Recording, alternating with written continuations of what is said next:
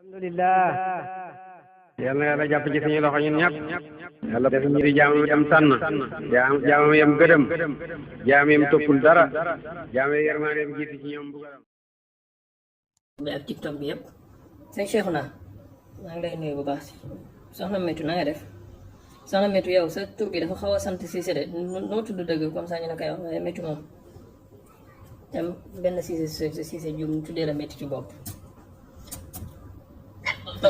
yaakaar naa yéen a ngi gis. waaw maa ngi koy gis waaw exercice bi c'était mooy xadis 4480 bu Buxaari rapporté ci authentique am bi. ñu wax ne que Yonent bi sallallahu alayhi wa sallam bu mu yegsee Medina. dafa am ñetti laaj yu ko benn bon prêtre rabbin bu tudd Abdullah ibn Salaam laajoon. mooy kañ la mooy si yawmal qiyaam lan mooy premier lekk bi ñuy lekk suñu jógee aljana ak troisième question bi c'était quoi encore ça ak voilà la moo tax tantôt xale su juddee nekk góor tantôt bu nekk jigéen léegi nga laajoon pour ñu xool xadis bi yan saxaaba ci première génération maanaam génération saxaaba yi kan moo ko ci rapporté. deuxième génération tabiin yi première génération mooy ci génération tabiin aussi kan moo ko rapporté ak aussi ci troisième génération at boobu tabiin kan ñoo ko rapporté. donc loolu moo nekkoon exercice bi. voilà ma defee samay gëstu donc xadis bi gis naa ko par exemple ci premier tabaxa bi mooy génération saxaaba yi. benn nit rek moo ko fa rapporté muy Anas ibn Malik. Anas ibn Malik rek moo rapporté xadis boobu noonu. donc premier tabax moom rek moo ko rapporté donc seen saxaaba bu rapporté xadis boobu Anas la. donc suñu demee ci deuxième tabaxa bi dinañ gis ne que am na ñaari tabiin yu ko jëlee ci Anas. kenn ki mooy Humayd at-Tawil Humayd at-Tawil kii doon benn kenn nag ci taalibe Anas yi. bon considéré comme siqa donc il a vécu un peu de temps avec imam kii Safra ak Anas ibn Malik donc moom moo rapporté waat xadis boobu rapporté na xadis boobu ci moom. donc soo di nga ko fekk ci Buxaari notamment version bu Buxaari andi da nga fekk aussi ci Musnad Abu Ya'la al-Mawsili bi da nga fekk aussi Mu'jam al-Kabir bu imam Tabarani da nga fekk aussi Tariq Dimashqi bu Ibn Asakir da nga fekk aussi ci Mu'jam Kabir beneen version ci bu Tabarani toujours ak aussi Dalaa'il an-Nubuwwati bu Abu Nu'aym borom Hilyatul Awliya da nga fekk aussi ci benn kitaabu hadis al est-ce que mën nga ñu jox numéro. man est-ce que mën nga ñu jox numéro xadis yi ci référence yi ngay tudd nii benn bu ci nekk. waaw su dee ci Sahih Bukhari bi nekk ci xadis 4480. su dee ci Musnad Abi Ya'la al-Mawsili mu ngi nekk ci 3414. su dee ci Mu'jam al-Kabir bu njëkk bi mu ngi ci xadis numéro 364. deuxième bi mooy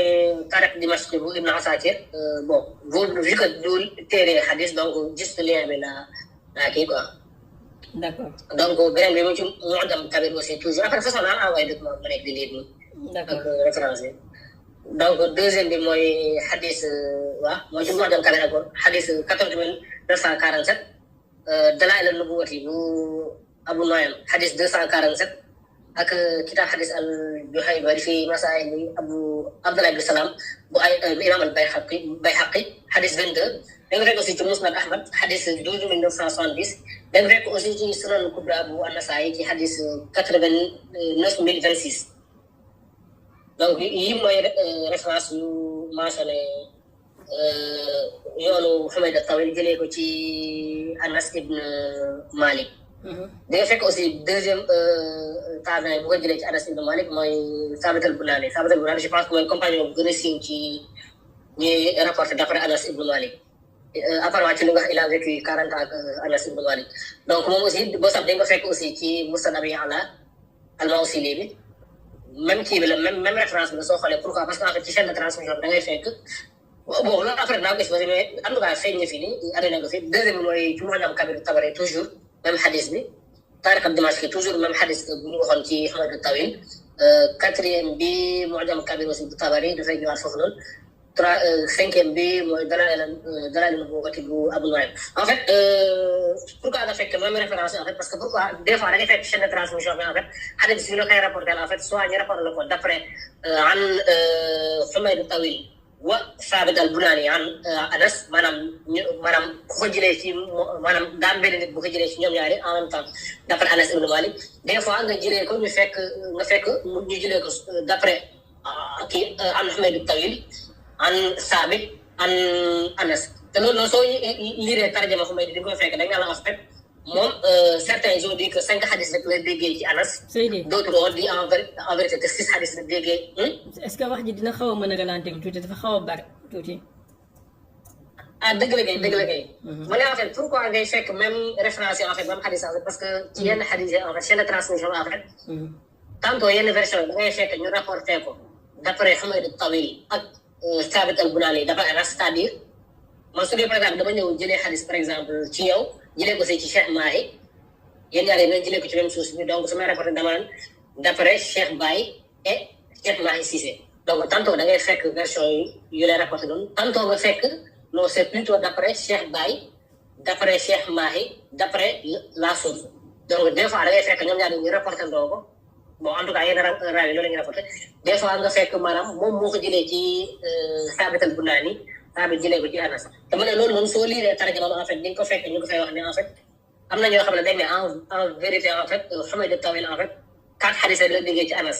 ñeneen ñi ne 5 hadith ñeneen ñi ne 24 hadith mais en tout cas lu wóor ba wóor mooy am na hadith yoo xam ne da ko doon jëlee ci Saabit al-Bunaani mais des fois su koy transmettre ne directement en Anas mais ci li wax ne nañ juste 4 hadith rek la jëlee ci Anas mais yeneen yi ci des yëpp en vérité ci Saabit la ko jëlee. donc lii mooy référence deuxième génération yu ko jëlee ci ñoom donc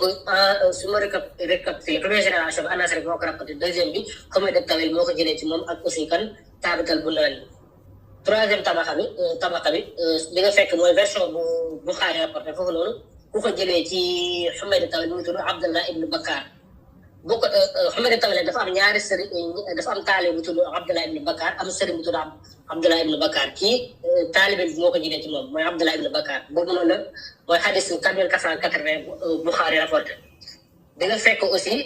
ci troisième génération ku tudd Ibrahim ibn Hallaj rapporté ko d'après Saabit wa Humayd maanaam ci ñoom ñaar ñëpp la ko jëlee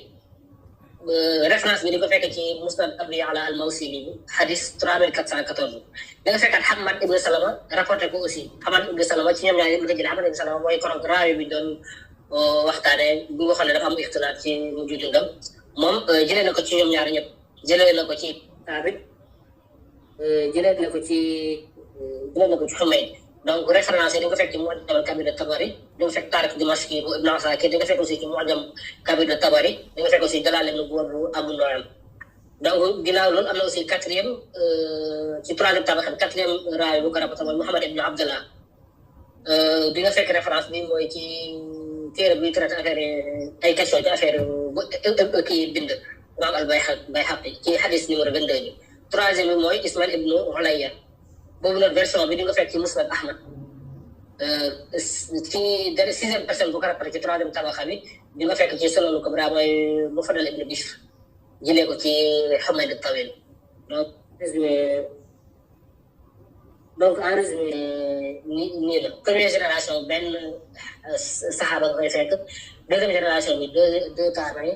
troisième génération bi di nga fekk 6 raawi ñu rapporté hadith bi donc en résumé c'est ça. d'accord. yéen en tout cas référence yi daal laa ci gis ci samay gës. d'accord lan nga ci tiré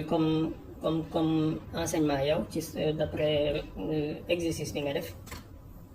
ban enseignement. bon lu ma ci jàpp c'est sûr que à partir de la troisième génération hadith bi c'était un hadith qui existait maanaam soo xoolee ñu ko rapporté ci troisième génération ils sont assez nombreux minimum 6 raawi donc ça veut dire que ci génération bi on est bien sûr que hadith bi existé woon na ci. donc suñu yéegee ci deuxième génération bi aussi bon boobu noonu je suis un peu moins sûr mais aussi on peut dire que hadith bi aussi existé woon na parce que su dee Saabit rapporté na ko et Humayd rapporté na ko et aussi ñu bëri jëlee nañ ko ci ñoom ñaar yooyu ça veut dire que aussi hadith boobu noonu ñoom ñaar en tout cas ils ont rapporté sa hadith. donc rek lu wóor nag mooy est-ce que ñoom dëgg-dëgg dañ koy jëlee ci Anas ibn Malik. wala maanaam kenn ci ñoom moo ko rapporté moom parce que comme nu ma ko expliqué en fait Humayd des fois da doon rapporté waxi kii da doon rapporté waxu Saabit Bunaani ba pare ne dafa ne Anas. donc il se pourrait aussi que juste hadis bi par exemple sosoo ci jamono comme kii Saabit Bunaani et que Saabit rapporté ko Humayd et que Humayd léegi moom jël rapporté ay taaleen d'après Anas. loolu possibilité la mën na am aussi possibilité que effectivement Anas rapporté na xadis bi ñoom ñaar ñëpp que ça veut dire que xadis bi nii ci saxaaba yi Anas rek moo ko xamoon donc loolu ay possibilité yu ma ci gis la. xadis bi lan la wax bu fekkee mën nga ñu koo fàttali exactement. xadis bi en fait dana Yonent bi sallallahu alayhi wa sallam bu mu yegsee Madina dafa am benn genre rabbin bu tudd Abdullah ibn Salam bu nekkoon foofu noonu. bu mu ñëwee fekk mu ci suuf see palmier. di béy affaire yooyu noonu bu dégg ne Yonent bi sallallahu alayhi wa sallam yegsi na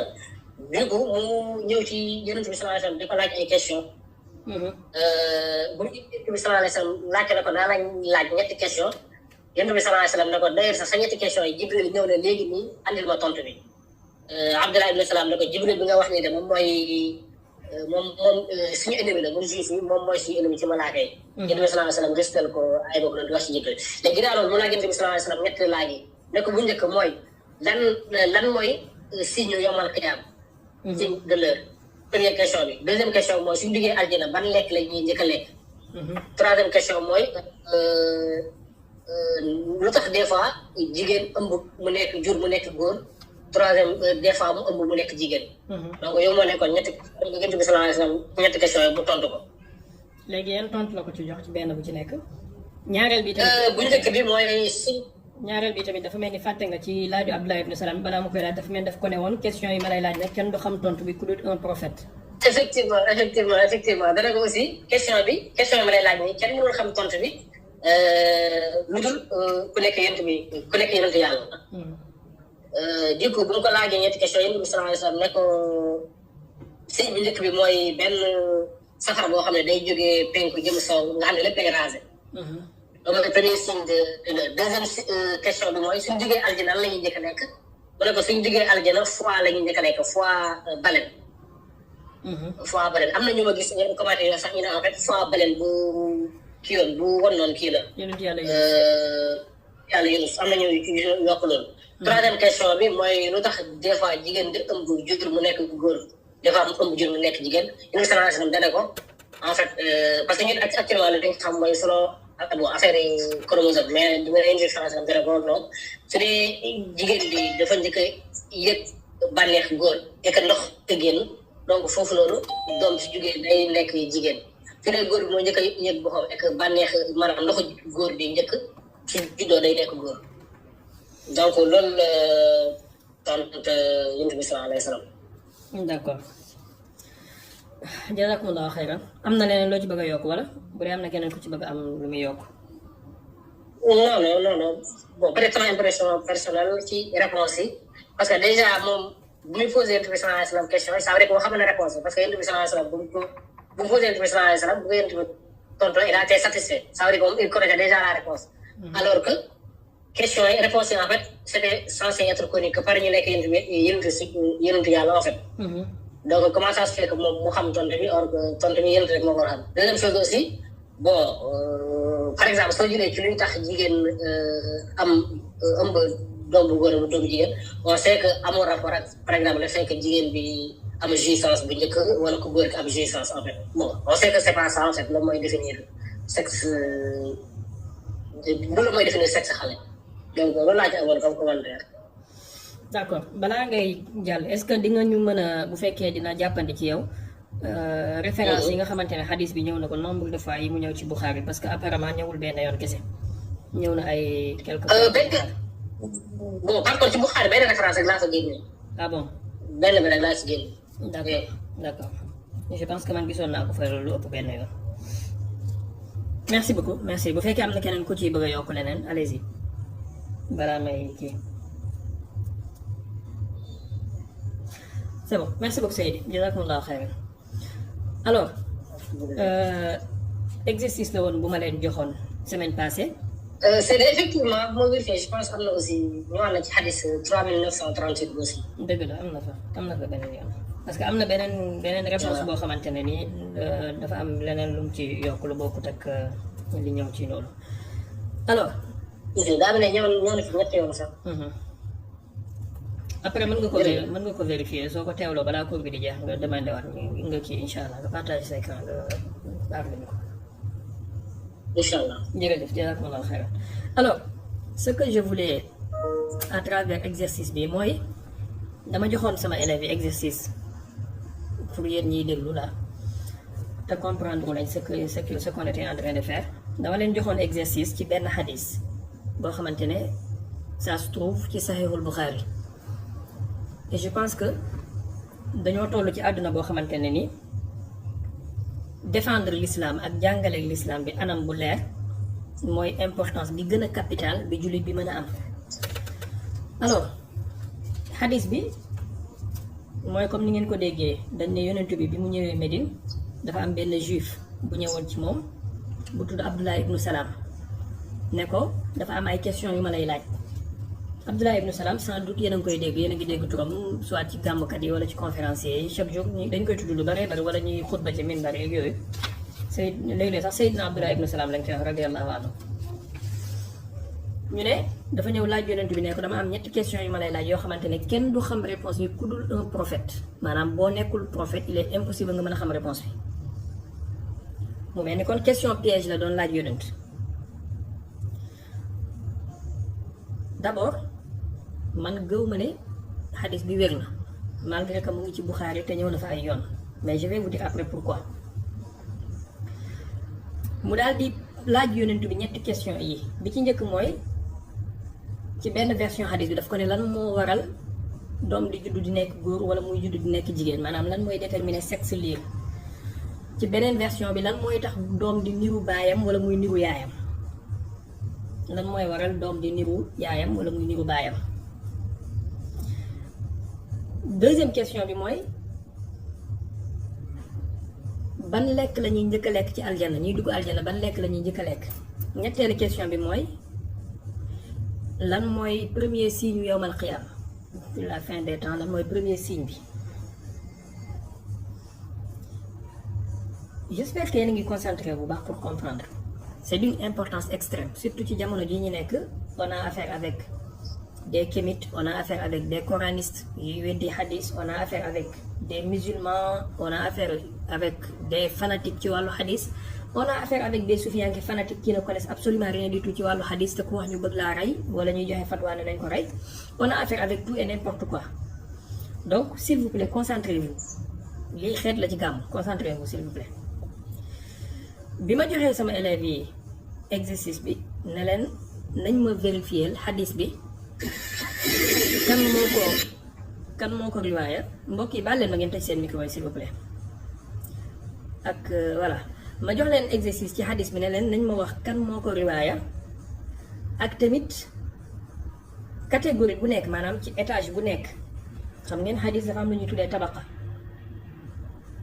génération saxaaba yi génération taalibe saxaaba yi génération taalibe yi ñooñu génération taalibe ñooñu ba xadis bi egsi ci ñun ma ne leen dañ ma vérifier ci génération bu nekk ñaata personne ñoo ko fa riwaaya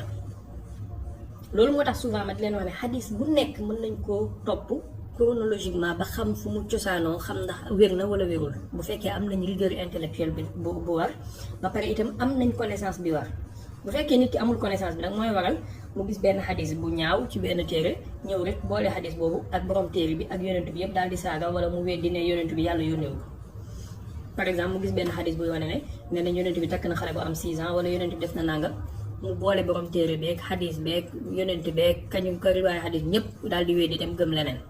fekk déedéet mën nga weddi xadis bi wane manque authenticité wu xadis bi te du tey nga gëm yonent bi bal daf lay gën a yokk gëm yonent wala ñu gis benn xadis bu ñu wax ne yonent bi joxe na laaj nañ ko benn question mu joxe benn réponse bu dëppoowut ak science wala bu dëppoowut ak vérité historique mu daal di boole xadis bi ak yonent bi yëpp daal di weddi ne seen yonent bi yàlla yónneewu ko fekk déedéet mën nga weddi xadis bi par des procédés intellectuels te du tee nga gën a gëm yonent bi loolu laa bëggoon démontrer ci lii léegi ñu ne waa ji ñëw laaj yonent bi ne ko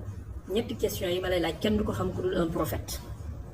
mu daal di ko posé ñetti question ñu ne yonent bi daal di ko jox réponse yi ngeen dégg suñu mbokk mi joxe léegi nag ma laajoon leen ne leen nañ ma vérifier échelon bu nekk ci jàngalekatu xadis yi tabaxa bu nekk ñaata nit ñoo riwaaye xadis bi ak kan la après vérification on a trouvé que maanaam ci génération saxaaba yi en tout cas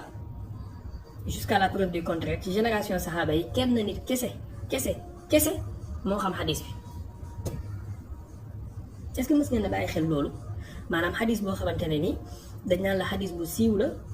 boo xamante ne mën nañ ci saxalee yonent bi wala ñu weddee ko ci à travers des réponses qu'il peut donner éventuellement te kenn kese moo ko xam parmi des centaines de milliers de personnes yu doon dund ak yonent bi maanaam jour bi yonent bi di dugg Médine ndax scénario bi ni ko waa ji imaginer ni scène bi lu mu gàtt y avait des centaines de personnes foofu lu mu gàtt ndax imaginer ngeen ñu ne lu mel noonu kenn nit kese moo koy nettali je vous donne exemple tey jii ñu ne Cheikh Mahi dafa ñëw Dakar bu ñëwee Dakar taalibe bi bëri dañuy dajaloo këram mu wasifa dem ziyaara ji ko ainsi de suite léegi Cheikh Mahi ñëw na centaine de personnes dem nañ foofu noonu Cheikh Mahi am lu mu wax mais kenn nit kese moo xam ne fee boobu am na kenn nit kese moo ko nettali ci génération taalibe Cheikh Mahi yépp boo dee nit ça doit te faire poser des questions ndax lii dëgg la wala du dëgg benn yeggagoo ci weddi yonent bi da ngay gën a gëm yonent bi te da nga koy gën a dëggal ñaareel bi boo ñëwee ci échelon wu ñaareel bi nga gis ne am na ñeneen ñu ko riwaaya muy ñaari nit Humayd nit Tawil ak Saabitul Bunaani kenn ki ñii nee nañu ñeenti xadis la jëlee ci Anas ñii nee nañu juróom ñii nee nañu 24 mais billahi aleyk ñeent ak juróom ak 24 sore nañu de sore nañu donc déjà contradiction tegu na kon amuñu certitude ci relation intellectuelle bi amoon diggante waajooju noonu ak sëriñam ci li ñuy wax ñëwaguma ci jëmmi wax ji ci matinu wax ji dama nekk ci chaîne de transmission bi d'abord ñetteel bi ñu ne la yaa quelqu'un qui est là ànd naag waa ji 40 ans mais waajooju bu wax ne ànd naag moom 40 ans après boo ëlbati ko da ngay dem fekk feneen ñu naan la Humayd ci tabaxa sàngam la bokk après mën ngeen def vérification c'est un exercice pour vous aussi yéen ñi nekk ci daara ji Humayd nit Tawil ci ban tabaxa la bokk on va aller après sur ça ngeen di ñuy déterminer tabaxa raawi bi ban génération la bokk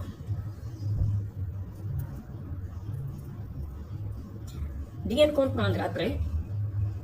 boo xamee subtilité yi ak complexité yi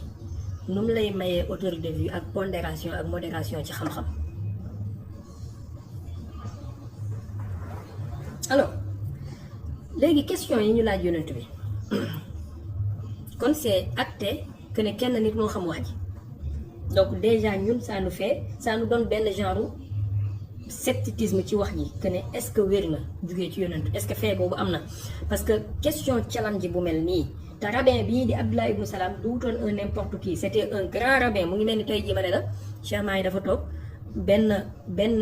Ahmed Lo nga xam ne mooy xutbu salafiste yi ñëw di ko poser ay questions mais loolu c'est un événement en fait Ahmed Lo du n'importe qui su ñëwee bay poser Cheikh Mahi ay questions c'est un événement tout le monde va scruter li nga xamante ne moom la ñuy wax ñoom ñaar n'est-ce pas donc wala ma ne la Cheikh Mahi toog na benn Pape François ñëw di ko poser ay questions mais loolu c'est un événement ça doit être un événement en tout cas te ku nekk foofu boo amul enregistreur di nga jël sa digg fay di noter ci questions et réponses yi léegi naka ci rabbin bu mel ni Abdullah ibn Salam ak fi mu tolloon ñu ne ñëw na di poser yonent bi question kenn xamul événement boobu ku dul kenn nit koo xamante ne moom nee na bi événement bi di am 10 ans la amoon. Vous me suivez?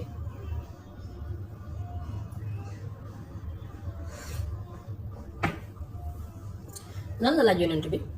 wala lan lañu wax ne moom la laaj yonent bi lan mooy tax doom di nekk góor wala muy nekk jigéen lan mooy déterminer sexe bébé bi beneen riwaaya lan mooy tax doom di niru baayam wala doom di niru yaayam ñu ne réponse bi ko yonent bi jox wala iyaazu billaah mooy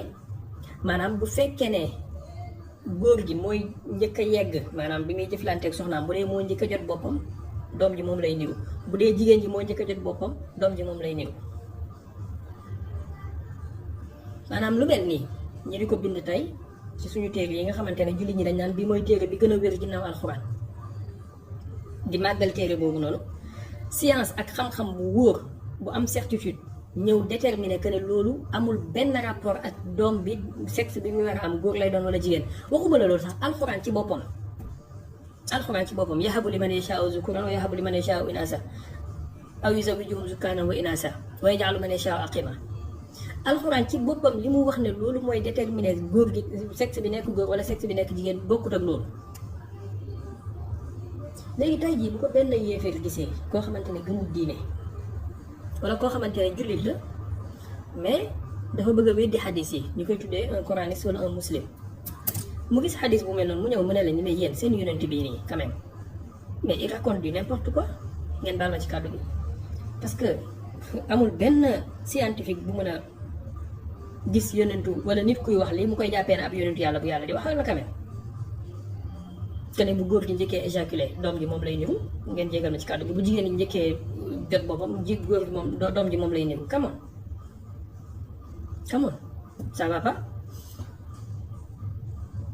léegi façon xadis bu mel noonu su ko nit weddee ñu ne ko yéeféer ga sa deret dagan na dangaa weddi loo xamante ne umma bi dëppoo nañ ci ne lu wér la. Vous voyez d'où vient le fanatisme et l'extrémisme façon xadis bu mel noonu su ci nit duutee baaraam ñu ne ko yaa ngi weddi loo xamante ne Buxaari Muslim ñoom ñooy kenooy diine ci te fekk yow tu ne demande que nañu sanctifier yonent bi ci façon waxu baliverne yooyu noonu nañu muccal yonent bi ci wax yooyu noonu nga xam ne dafay wuuteeg dëgg dafay wuuteeg science dafay wuuteeg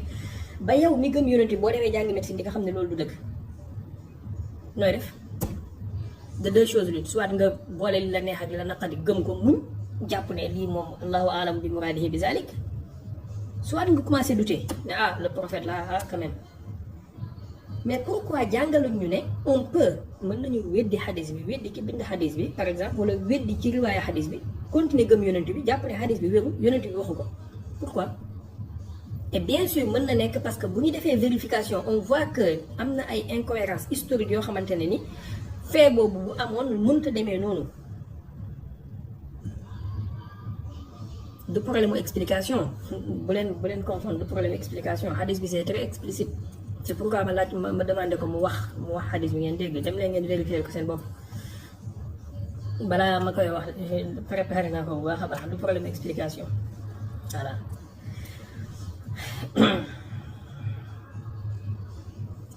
Mais on continue ci deuxième question bi ñu ne mu laaj yonentu ne ko ban lekk la waa aljana di njëkk a lekk ñu ne yonentu bi ne ko ziyaadatu kabidi xuutin maanaam la tegu ca kaw benn resu jën googu nag borom xam-xam yi jël commencé taawil moom mooy baleine bi lekkoon moom bu wannoon yonentu yàlla Yunus ak mooy nang kan moo leen wax loolu kenn ku nekk taawilu boppam lay def benn ñaareel bi mooy boo xoolee lekk yi yàlla wax ci aljanna ci alxuraan en tout cas amu ci fenn fu mu cité resu jën wala am na ñetteel bi mooy est-ce que la connaissance réservée la connaissance privée est strictement réservée d'un prophète est-ce que dafa war a limiter uniquement ci ay lan la ñuy war a njëkk a lekk aljanna lan mooy tax doom di niru yaay mais bu fekkee loolu la ko médecins yëpp ay prophètes lañ scientifiques yëpp ay prophètes lañ parce que ñoom ñëpp xam nañ tey lan moo tax doom di niru yaay wala doom di niru baay bu dee loolu la scientifique yëpp ay prophètes lañ te bu fekkee loolu la itamit maanaam ñi nga xamante ne ñoom ñooy def nu mu tuddati xam-xamu jamono ak naka lay àdduna di doxee ak planète yeeg yu mel noonu mais comme ñoom ñëpp ay prophètes lañ parce que dañ lay expliquer scientifique dañ lay expliquer ba expliquer la jant bi ñaata temps lay dund ñaata million d'années la fi am lan moo ko fi dese pour mu kii maanaam xam nañ processus bi àdduna bi di doxee ak fan la jëm. après ñu ne yonent bi joxewaat beneen réponse ci troisième question bi mooy lan mooy première signe fin des temps ñu ne moom mooy benn safara buy jugee penku dem xarf waxuma sax wuute gi mu wuute ak alxuraan wuute gi mu wuute ak alxuraan waaye safara bu jugee penku dem xarf lan la ci am luy réserver que ne lii ab yonent kese moom moo ko war a xam bu fekkee ñett yii nii wér na kon Abdullah ibn Salaam yonentu la woon parce que moom xamoon na réponse yi avant muy ñëw ci yonentu bi kon juif yëpp maanaam rabbin wu juif yëpp ay yonentu la ñoon parce que ñoom xamoon nañu réponse yi balaa ñoo ñëw di ko laaj yonentu bi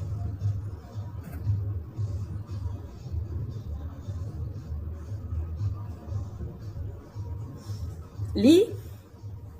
benn la parmi des centaines et des centaines d'exemples voire des milliers yoo xamante ne nii ñi ngi koy askan yonent bi matin midi et soir les musulmans di ko jàng di ko gëm matin midi et soir avec benn fanatisme bu exaspéré et ñu jàpp ne loolu mooy xam-xam loolu tax na tey ki ngay gën a yaakaar ci moom xam-xam moom mooy gën a am problème bu jàkkaarlooyee ak ñi nga xamante ne nii ils se disent non musulmans wala ils se disent coranistes wala ils se disent autre chose ñoom ñooy gën a am problème bu défendre yenn affaire yi parce que ils n'ont pas du ñu am courage yu ak rigueur intellectuelle lu dem ci lu mel nii par exemple xadis bi mu ngi ci téere sàngam dañ leen a gëm loo ne xadis bi tant que ñëw na ci téere boobu yow gëmal nga gëm ko ne la discute pas bul ko jéem a vérifier boo ko vérifier safara nga jëm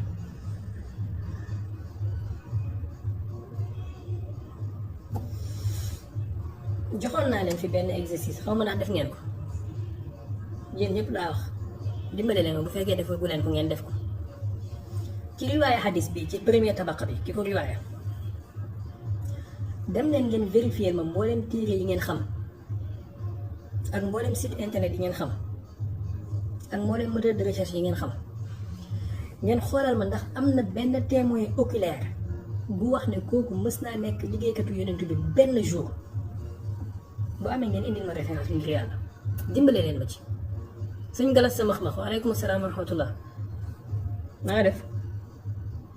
dimbale leen ma ci ngir yàlla lii dama ko soxla sëñ Omar Thiam bu fekkee yaa mooy dégg dimbale leen ma ci dem na ngeen vérifier mboolem téere yi ngeen xam ci riwaaya xadis bi maanaam xadis bii ñu doon wax léegi ki ko riwaaya dem leen ngeen vérifier ndax mës naa liggéeyal yonent bi benn jour avec un témoin oculaire autre que lui. C'est là où vous allez comprendre le problème, d'où vient le problème réellement. Parce que bu saxee ne waa ji moom mi wax lii te nga xam ne moom kenn kese moo ko xam imaginez combien de choses la riwaaya yoo xam ne moom kenn kese moo ko riwaaya. Est-ce que xam ngeen ne ba xadis bi ñuy wax naan yonent bi daan na wër ay soxnaam 11 fois par jour ñoom ñëpp di seek ak ñoom moom kenn kese moo ko xam am na beneen riwaaya bu ñu askan Sayyidatuna Aïcha mais loolu bokkut ak loolu boobu beneen lay wax mais bii nii bi muy wax naan yonent bi dañ ko joxoon kàttanu maanaam virilité wu 30 góor moom kenn kese moo ko riwaaya est-ce que xam ngeen loolu est-ce que xam ngeen ne 90% wala 80% pour ne pas extrapoler ci bépp xadis bu tubaab yi tey di jouer film wala kémit yi di ko jël di ko weddee yonent bi ci wàllu affaire relation charnelle diggante góor ak jigéen xadis yu compromettant mbokk mi waa jii nii moo ko riwaaya est-ce que xam ngeen loolu faites vos vérifications bu may wax xam naa ñi may déglu ak ñi ma nar a déglu ci faites vos vérifications 80% ci bépp xadis boo gis mu compromettant nga xam ne tey jii suñ ko askanee sa papa nga mer suñ ko askanee sa sëriñ nga mer mbokk mi moo ko riwaaya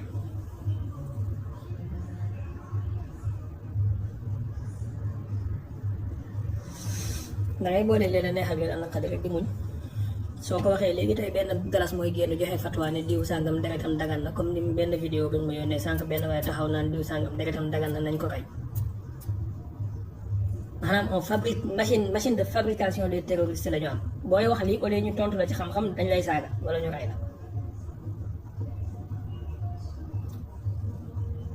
ku weddi Buxaari dañ ko rey xadiisu Buxaari umma bi dajee nañ ci ku weddi bi génn nga ci diine ce sont ces genres d'exercices là moom mooy xamal nit ki naka lay amee rigueur intellectuelle ci wàllu recherche pour mu mën a déceler le vrai de l'ivraie bon ngeen jégal ma nag lii mooy méthode al-minhaj maanaam du ma leen jàngal chaque jour ma wax leen ko du ma leen jàngal loo xamante ne da ngeen koy mën a fekk ci Google ak ci YouTube voilà man dama leen di jàngal loo xamante ne nii bu ngeen doon taal Google téeméeri junni fan du ngeen ko fa gis et je vous donne dama leen di jàngal ni ñuy nappee du ma leen may jën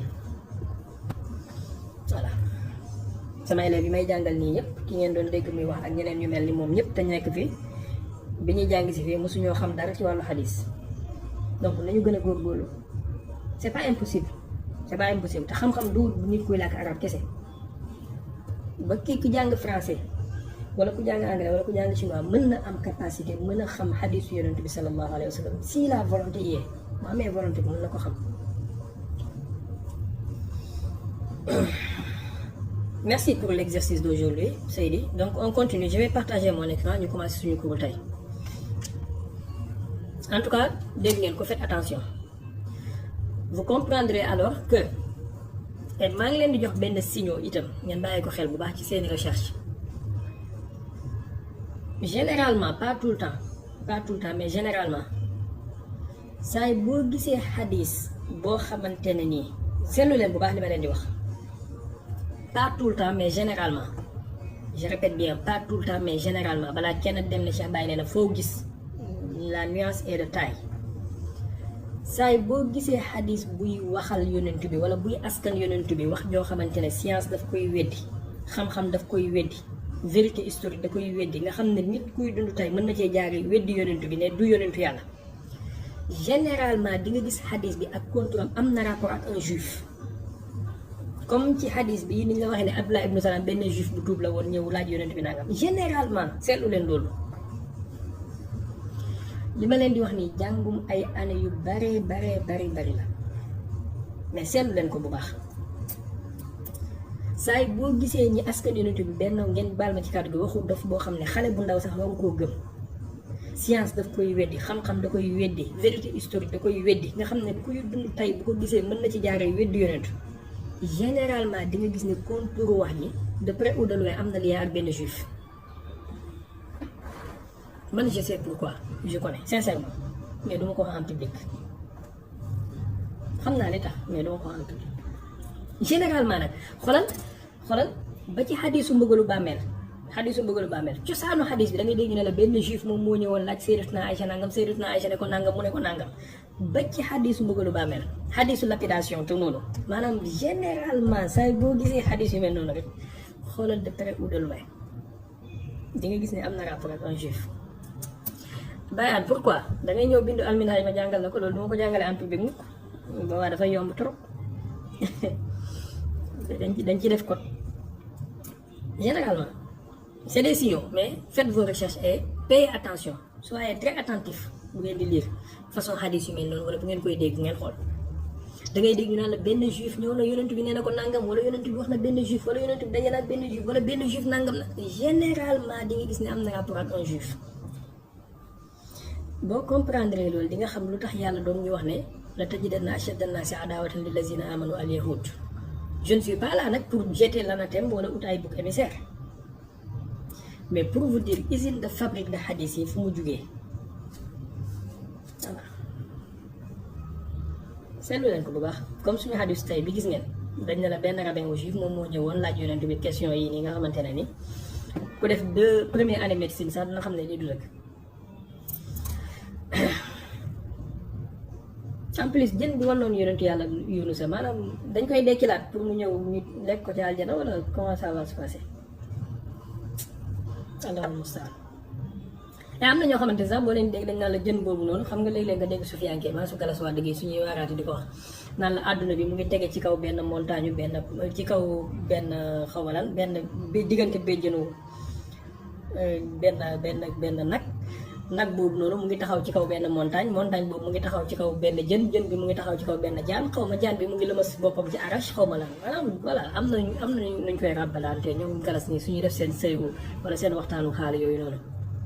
bu ko defee nga dégg ñu naan la montagne bi mooy xaqiqa nangam kii bi mooy nangam bi mooy nangam bi mooy nangam comme ni ma déggee benn waaye un jour muy wax mu ne sérieusement mu ne bàyyi ngeen jégal ma mu ne bàyyi ñes mooy ataaya mu ne lu tax mooy ataaya parce que ndox mi mooy yàlla warga bi mooy yonentu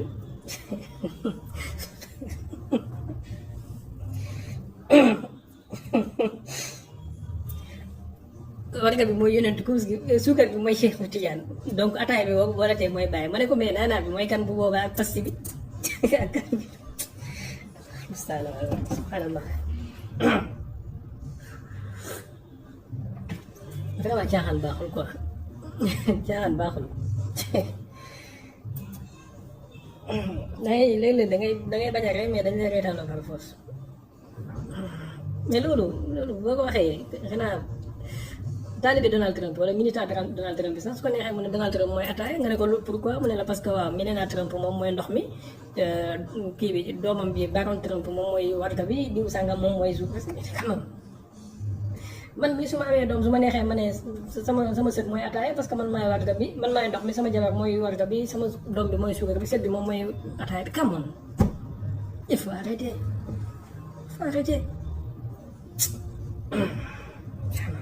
Seydi naam am naa question mustalah ci xadis bii de allez-y Seydi léegi xadis bi suñ koy qualifié dañ koy woowee ndax xadis ahad lañ koy wax wala xadis garib wala aziz parce que xam nga ahad mooy ñu ne xadis boo xam ne yeggul ci degré mutawatir donc xadis bi day coché case boobu noonu mais da ngay fekk tamit ñu ne la xadis garib mooy xadis boo xam ne à un certain niveau ci chaîne de transmission bi benn raawi rek la am soo demee ci tabaqa saxaaba bi tamit foofu benn raawi la donc on peut le qualifier de garib mais soo demee au Sénégal am na xadis aziz mooy boo xam ne à un certain niveau ci chaîne de transmission bi y a que 2 raawi te soo xoolee par exemple deuxième tabaqa xadis bi nii Muhammad Tawil nga xam ne Saabit Bunani du coup léegi xadis bi lan lañ koy catégoriser ahad garib wala aziz bon xam nga wala dañ naan ahad la mais mun nga ko wala ndax dañ naan ahad la mais mun nga ko classifier tantôt selon maanaam ci tabaxa bi nga nekk de aziz wala garib voilà xam nga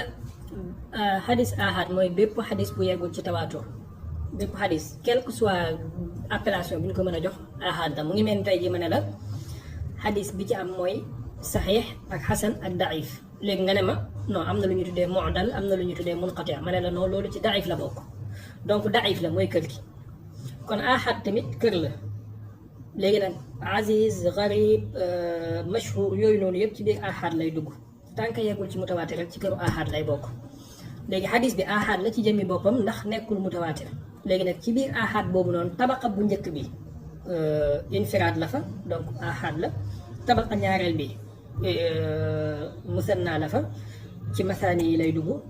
tabaqa ñetteel bi mu commencé nekk garib ainsi de suite waaye ci biir ahad la bokk xadis bi ci jëmmi boppam ahad la dès lors que nekkul mutawaatir waaye nag après da nga koy classifier selon tabaqa yi ak nombre de personnes yi parce que boo xoolee c'est comme une construction pyramidale ni mu commencé waaye inversé ci commencement bi benn nit kese la woon muy dem di dem ba tey ji xadis bi daanaka àdduna bi yëpp xam nañ ko képp ku gëstu xam na ko ñu bëri ñu ngi koy riwaaye ay junne nit mën nga wax ne riwaaye nañ ko voire des millions donc képp ku am riwaaye saxiixul Buxaari tey ji mën na wax ne riwaaye na xadis bu fekkee am na riwaaye saxiixul Buxaari laa waxuma ku jàng saxiixul Buxaari mais ku am riwaaye saxiixul Buxaari mën na wax ne riwaaye na xadis bi donc y a des millions de raawi ci suñu génération bi tey ak génération yi weesu woon y a des centaines de milliers ci génération yi ci kaw et y a des centaines ci génération yi weesu y a des milliers ci yenn génération et y a des dizaines y a des 2 3 ba muy yegg ci benn nit bële par contre da ngay gis xadis yoo xamante ne nag ñoom dañuy nekk ahad ci mboolem génération yi di nekk lu raar la mais dañuy nekk ahad ci mboolem génération yi léeg-léeg nga gis xadis yoo xamante ne dañuy nekk ahad ci 3 premières générations yi wala ci 2 premiers yi par exemple comme xadis bi wax ne yonent bi liggéey nañ ko ba liggéey bi jàpp ko benn yahud bu tudd waxoon naa leen fu ngeen gis affaire day am yahud façon yu mel nii xadis boobu ñuy wax naan dañoo liggéey yonent bi ba liggéey bi jàpp ko lan lañ kan lañ la wax ne moo ko liggéey benn yahud bu tudd Labid ibn al-Asam c'était une parenthèse, la parenthèse est fermée. Réfléchir leen ci bu baax je ne parle jamais pour ne rien dire a'uuzu billahi min kalimati ana mais réfléchir leen ci bu baax donc xadis boobu da ngay xool ne ahad la ci ñaari tabaqa yi xadis bi wax ne yonent bi sallallahu alayhi wa sallam ba muy takk soxna Aïcha benn 6 ans la amoon da ngay gis ne ahad la ci tabaqaam bi njëkk yi donc léegi-léegi xadis bi mën na nekk ahad ci yenn ci tabaqa yi ak bil infiraat nekk garib ci yeneen tabaqa yi nekk aziz nekk mashhur ci yeneen tabaqa yi dem ba mujj gi nag mu nekk maaruf shibhu tawaatur waaye nag du tax xadis bi nekk mutawaatir parce que am na fu mu amee problème depuis ci cosaan bi voilà c'est bon, c'est répondu. leer na kay dernier exemple bi nga jox daa mel ni may taa aussi xadis innamal a'maalu binniyaati. exactement innamal a'maalu binniyaati boo xoolee ahad la ci commencement bi ahad la ci kiyam après mu commencé nag di siiw ba tey jii boo ubbee di nga ko gis ci téeméeru téere am na lu ëpp téeméeru isnaad mais kenn nit moo ko xam jëlee ko ci kenn nit voilà c'est ça. xadis yu mel noonu bëri nañ maanaam tey jii mën nga wax ne presque 40% des xadis yi am ci àdduna bi façon yu mel noonu la sauf que ñi tuddee seen boobu ay borom xam-xamu xadis wala ay savant dañoo terroriser nit ñi ba kenn ñemewut a wax yenn yi rek mais voilà xadis yu bëree bëri nii wax dëgg yàlla soo leen tegoon ci càmbar yi ci jàll du bëri daal yi ci jàll du bëri. on continue la parenthèse est fermée ah sëñ Galas naanaa bi kay man jaaxal na ma parce que waa ji ba léegi tontu ma nee naa ko naanaa bi ak pasti bi moo ciy kan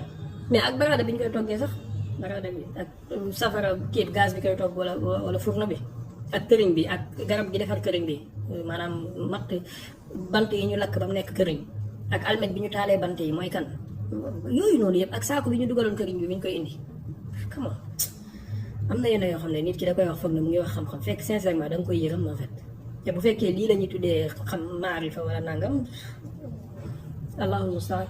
je suis désolé mais vraiment ku nekk mën na ko def te bu ko defee doo ko mën a wax dara taalibe murid bi tey jii su ñëwee ne la Serigne Touba moom mooy ataaya parce que voilà yonent bi mooy ndox mi yàlla mooy warga bi Cheikh Rafal moom mooy suukar si Serigne Touba mooy ataaya bi loo koy wax bu ko defee mu ne la Serigne Touba mooy xalifa yàlla bi looy wax fan nga koy weddee taalibe Tijaan ci waaw mi def noonu taalibe Laayeen mi def noonu tu vas dire quoi taalibe Ahmed Lo bi su ñëwee ne la Ahmed Lo mooy ataaya nooy def ne la Ibnu Baaz moom mooy warga bi Ibnu Usaymin mooy ndox mi Ibnu Taymiya moom mooy suukar si tu vas faire comment wala Albani mooy suukar bi Ahmed Lo moom mooy ataaya bi arrêtons quand même arrêtons bu ñuy défendre dara ñu défendre ko ci dëgg ak xam-xam moo gën alors ñu continuer fi ñu yemoon démb Ibnu Hajar al Asqalaani mu ne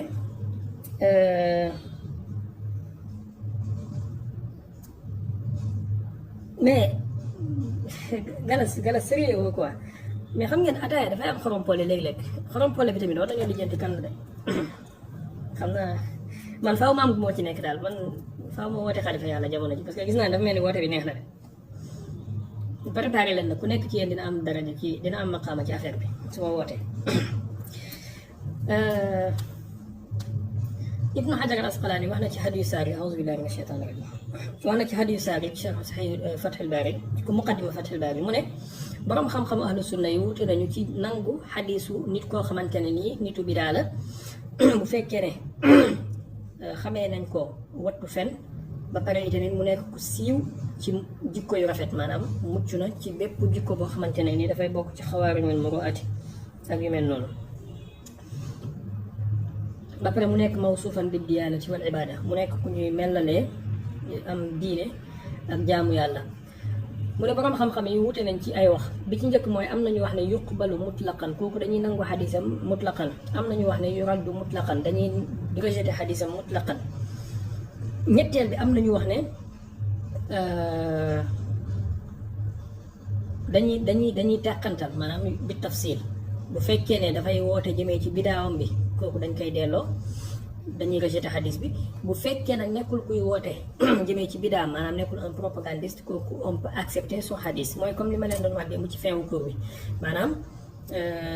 yow tant que yaa ngi wax lu baax ci sa école ak ci sa gëm-gëm ton xadis est rejeté alors que man je me permets de wax lu baax ci sama école ak sama gëm-gëm te loolu c'est un 2 poids 2 mesures boo xamante ne ni normalement xam-xam nangu ko en fait xam-xam nangu ko maanaam tey ji tu entends benn salafiste saay bu toogee day wax lu ko neex ci sunna ci lépp lu baax ak luy rafetal sunnaam bon li ñuy tuddee sunna ñoom ak propagandaral ko am na ci droit pour moom mais yow tijaan bi wala yow murid bi wala yow xaadir bi amoo droit wax lu rafet ci sa mazhab et loolu da nga koy transcender nga remonter ko ci école yi jiitu woon bu njëkk ba mu'tazili bi par exemple xam nga mu'tazili dañ leen a jaay doole rek dañ leen jaay doole rek mais pas la force de l'argument c'est juste l'argument de la force bëri na école yoo xamante ne ci l'islam école de pensée yoo xamante ne ni noppiloo nañ leen pas avec la force de l'argument mais avec l'argument de la force je pèse bien mes mots.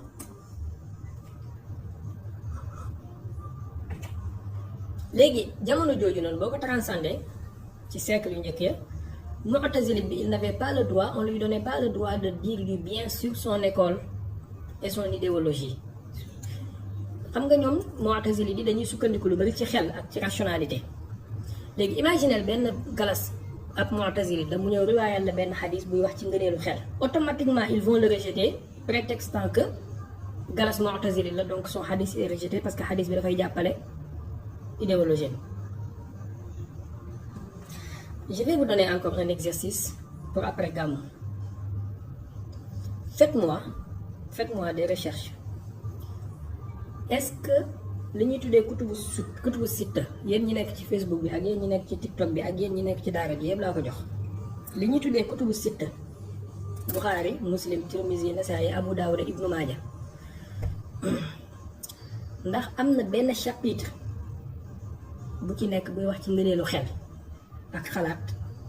ak nite maanaam wara xel daal ngëneelu xel ak importance su xel ci doomi aadama ndax am na benn chapitre baabun wala kitaabun kaza ndax am na defal leen ma recherche bu amee ngeen indil ma ko. C'est bon, c'est noté.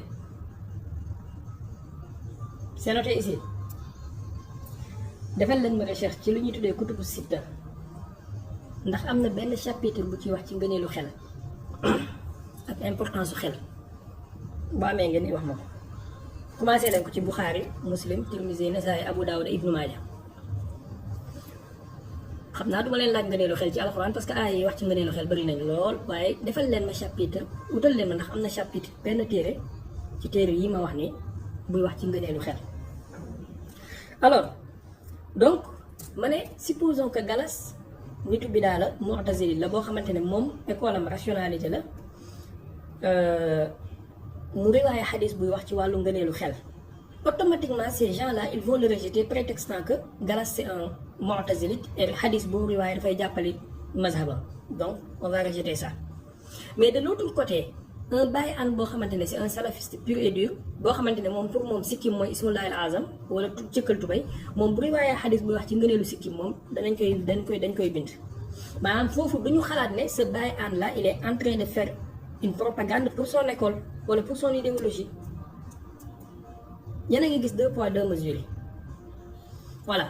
donc ñu ne la bu fekkee nitu bidaa ki propagandiste la xadisam duñ ko jël waaye nag bu fekkee ne nitu bidaa ki duwul propagandiste xadisam danañ ko jël voilà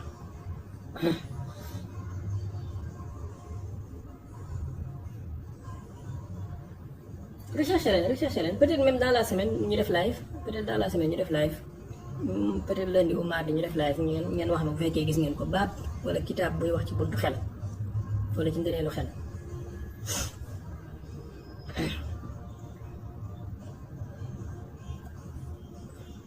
Alors léegi Ibnu Hajar continué di wax mu ne di ngeen gis lu yéeme ci page bi di ñëw lu yéeme lu doy waar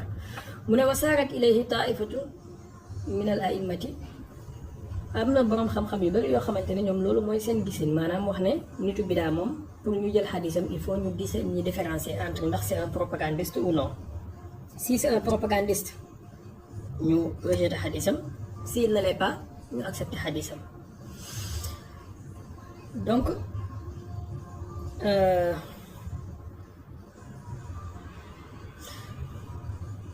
am na ñoo xamante ne mu ne yokku nañ ci benn tafsir fa qaala bu fekkee ñu wax ne bu fekkee ne xadis bu mu riwaaya iza ishtamalat riwaayatu ghayri daaiya maanaam nit koo xamante ne nii duwul un propagandiste ci bidaam un nitu bidaa boo xamante ne duwul un propagandiste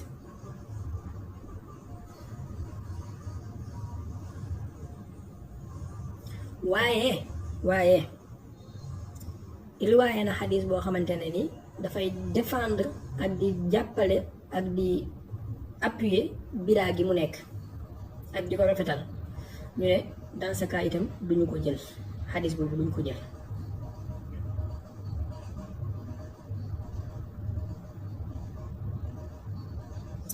mu ne nag waaye bu fekkee ne wa in lam tashtamil bu fekkee riwaaye bi amul luy jàppale bidaawam boobu noonu mu ne boobaa danañ ko jël. est-ce que yéen a ngi comprendre maanaam c'est très ngeen baal ma mais dafa ñaaw en fait dafa ñaaw 2 poids 2 mesures des gens qui se coupent yuy taillé science sur mesure pour ñoom ba nga xamante ne ni ku bokkul ci ñoom danañ jël duñ jël sa wax ku bokkul ci ñoom itam balaa ñuy jël sa wax sax il faut ñu tegal la ay conditions ku bokk ci ñoom nag moom conditions yooyu yëpp yow tënkut la maanaam démb gis naa ko bind ci commentaire yi c'est comme si il préparait les gens à ce que ñoom rek la seen wax di valable keneen ku dul ñoom seen wax est susceptible d'être mise en doute. Et après loolu la ñuy tuddee xam-xam loolu la ñuy tuddee diine maanaam sectarisme boo xamante ne mu ngi mel tey jii da ngeen di gis rek gis ay sufiyanke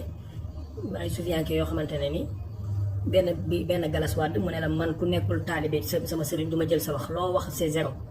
benn bàyyi am jugee fële man ku nekkul sama taalibe sëriñ du ma jël sa wax loo wax c'est zéro maanaam sectarisme boobu ak fanatisme boobu dafa am fu mu jógee am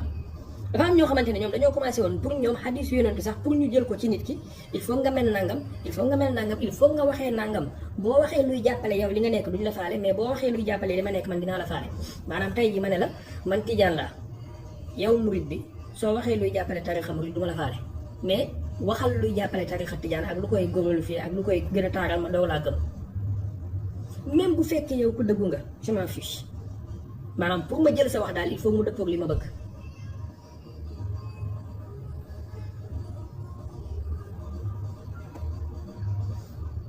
léeg-léeg du ngeen di jaaxle sincèrement man damay lire yenn affaire yi mais sama bopp bi souvent ça me sauf que dama dem ba dama ko miin mais wax dëgg yàlla soo ko miinul daf lay tourner la tête tu vas te dire mais ñii kan lañu yëpp en fait boo waxee lu ma neex ma jël mais lépp lu la arrangé yow soo ko waxee même bu dee ku dëggu nga tant que arrangé na la wala daf lay gën a yëkkati wala dafay yëkkati sa école wala dafay yëkkati sa tarixa wala dafay yëkkati sa bidaa non te bidaa boobu kat bu leen fàtte ne man maa la ko définiral man maa la tuddee nit bidaa yow démb tontu naa ci benn ci question yi ma doon tontu que ne yonent bi mësta qualifié nit de nitu bidaa yonent bi mësta définir bidaa bu ngeen amee benn xadis faites les recherches bu ngeen amee benn xadis bu yonent bi définir ne lii mooy bidaa mooy nangam bu ngeen amee benn xadis bu ko wax indil leen ma ko benn xadis bu yonent bi définir joxee définition bu bidaa bu leen ma indil xadis yonent bi wax na ne man ahdasa fi amrina haza ma laysa minhu du boobu loolu du définition bu leen ma indil xadis yonent bi nee na alaykum bi sunnati loolu du définition bu leen ma indil xadis yonent bi nee na iyaakum muhdasatil umur fa inna kulla muhdasatin bidaa loolu du définition laa wax on fallait que c'est une définition bidaa yonent bi n'a jamais donné la définition de bidaa donc man soi-disant borom xam-xam ak sama kaala bu ngand man maa ñëw définir ce que c'est un bidaa et ce que ne l'est pas yow nitu bidaa nga ma dugal la ci yow doo nitu bidaa ma génnee la ci séddale carte yi nu mu ma neexee ba pare ñëw nag déterminer ne man maay codifier science hadith yonent bi sallallahu alayhi wa sallam ne yow nitu bidaa bi soo waxee sa wax pour ma jël ko même boo ko askane yonent bi sallallahu alayhi wa sallam boo nekkee ku dëgg boo nekkee ku jub boo nekkee ku baax boo nekkee ku dàq jaamu yàlla ci kaw suuf gën a ragal yàlla il faut mu ànd ak condition nangam à la fin wax ji il faut mu dëppoog li ma neex man mais lu dëggu boo waxee lu arrangé yow li nga nekk tu es susceptible d'être un fenkat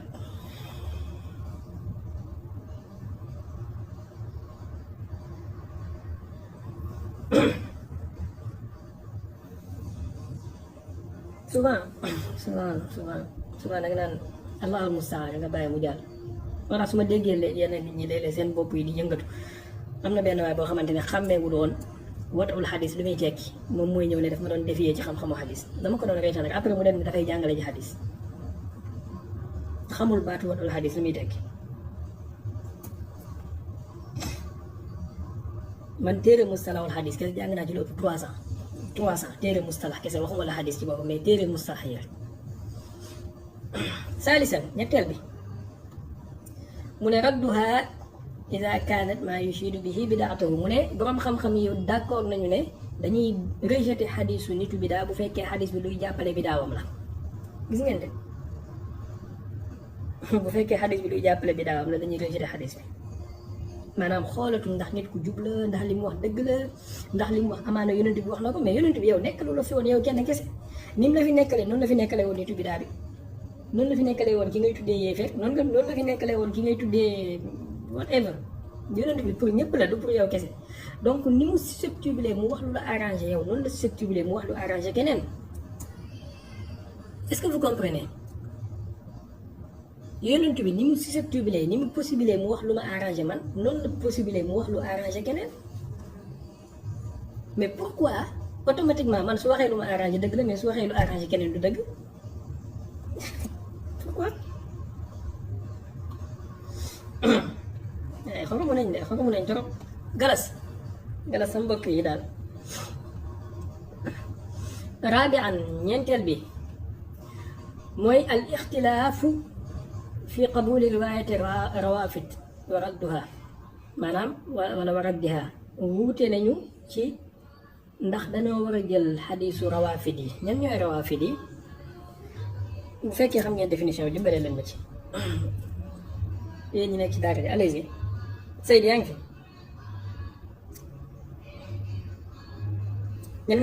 C'est quoi la question? ñan ñooy rawaafid yi qui sont les rawaafid quand on dit rawaafid qu'est-ce que ça veut dire? Chiites. Pas seulement les chiites.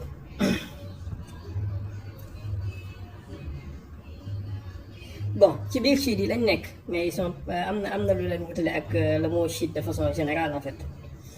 Bon je vais vous aider définition bi nga xamante ne jox nañ ko rawaafid ñoom dañ ne mooy képp koo xamante ne nii dafay gënale Seydina Ali ci kaw Seydina Babacar Seydina Omar ba pare dafay ñàkk reconnaître xilaafa Seydina Babacar Seydina Omar bon am na ñu ci teg ba di leen yéefeerloo wala nangam mais seen définition générale mooy kuy ñàkk reconnaître xilaafa Seydina Babacar ak Seydina Omar léegi ñu ne xam nga chiites yi ñoo gën a ñàkk bàjjan ci dëkk bi nag ñoom ci lislaam chiites yi ci gën a ñàkk bàjjan xool leen li ñuy wax ci ñoom nee nañ léegi ñeenteel bi mooy borom xam-xam yi wuute nañu ci ndax riwaaya ak rawaafid dañ ko war a jël wala dañ ko war a dellu mu ne wal ulamaa fi zalika ala salasati mazahib borom xam-xam yi ci masala boobu noonu am nañ ñetti gisin yu wuute ñu ne ko yan ak yàlla bi ci njëkk mu ne xaafizu zahabi wax na ci tarjama Ibrahim ibnul Hakam ci misaanul i'tidaal ci volume 1 ci page 27 mu ne ixtalafa naasu fi ixtijaaji bi riwaayati raafida ala salasati aqwaal borom xam-xam yi wuute nañu ci ndax war nañoo argumenter riwaaya ku ñuy tuddee un rafidi jusqu'à ñetti position yu bokkul première position mooy al manu mutlaqan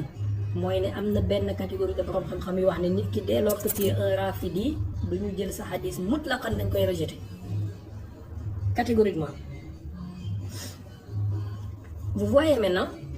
bu ñu yemee ci lii rek mooy critère bi ñuy wax ne ñoom ci la ñuy jëlee xadis finalement ce n'est plus xadis bi am na chaîne de transmission am na nangam non critère bi mooy yow rafidi nga jëlatuma sa xadis est-ce que yéen a ngi comprendre maanaam incohérence par rapport ak ñoom leur propre règle yi nga xamante ne moom la ñu tëralal seen bopp que ne moom la ñuy topp wala moom la ñu jaay àdduna bi que ne moom la ñuy topp dañu gëmloo àdduna bi que ne ñoom seen règle yi mooy règle xam-xam la dañuy topp xadis bi minutieusement il faut mu am chaîne de transmission il faut que chaîne de transmission mu nekk lu jokku maanaam mu bañ a am coupure il faut que ñu nekk ci chaîne bi yëpp nekk ay nit ñoo xamante ne ay fiable lañu ay honorable lañu ay nangam lañu tout ça là théoriquement c'est très joli c'est très beau mais dans les faits dans les pratiques on vient te dire que am na borom xam-xam yu wax ne nit ki dès lors que tu es un rafidi c'est fini ton hadith est à jeter maanaam dans ce cas hadith bi xoolatuñ ndax yow am na chaîne amul chaîne amul tu es un rafidi c'est fini. Tu dois leur demander mais ana où sont vos règles là vous êtes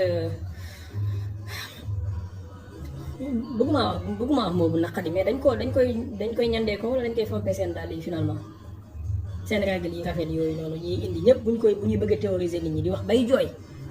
bu ko defee nga dégg yaa uxti yeeg yaa axi yeeg yaa Seyda yeeg wala Zeyda yi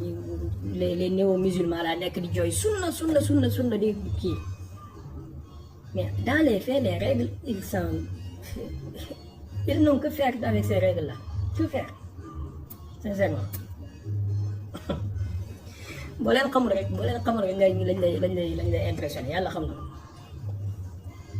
ñu ne kon ixtalafa annaasu fi lixtijaaj bi riwaayati rafida ala salaasati aqwaal ahaduha mooy almanu mutlaqan. kon dès lors que nit ki c'est un rafidi xadisam c'est à rejeter. kon finalement ce n'est plus les règles qui sont suivies mooy li américains yi di def actuellement da ngay dégg ñu naan la l'ordre mondial basé sur des règles, pas l'ordre mondial basé sur des lois mais sur des règles. Donc les règles sont à ajuster et à modifier comme l'Occident le veut. Voilà su Poutine defee dara baaxul su Benyamin Netanyahu defee mu amul problème. Poutine su rayee benn nit àdduna bi yëpp tàkk ci kawam, Benyamin Netanyahu su rayee 100 000 Palestiniens amul benn problème, tout le monde se tait. C'est l'ordre mondial basé sur des règles. Donc xam-xamu hadis basé sur des règles, c'est ça. Les règles bu ko defee nga dégg leen ñun hadis yu yonentu rek isa sox al hadisu fa huwa mazhabi yow da nga xam ne mooy wéral hadis. boo xamoon bànneexu bakkan bi ci nekk, boo xamoon 2 poids 2 mesures bi ci nekk, boo xamoon népotisme bi ci nekk, boo xamoon kenn ku nekk doxalin yaama neex yi ci nekk, konoon doo taxaw fii di wax isa sox al hadis fa huwa mazhabi, doo taxaw di ko wax. Malgré que nag comme ni ma wax démb kenn ci réponse bi ma jox kenn bu ñàkk di nga am ñenn ci borom xam-xam yi ñoo xamante ne tu auras un grand respect pour eux et chaque jour ma wax leen ko fii ku mel ne ñoom Shu'ba ibn al-Hajjaj, un grand respect pour eux sincèrement. te am na ñeneen ñu dul ñooñu ñoo xamante ne seen doxalin daf lay forcer respect pour ñoom voilà.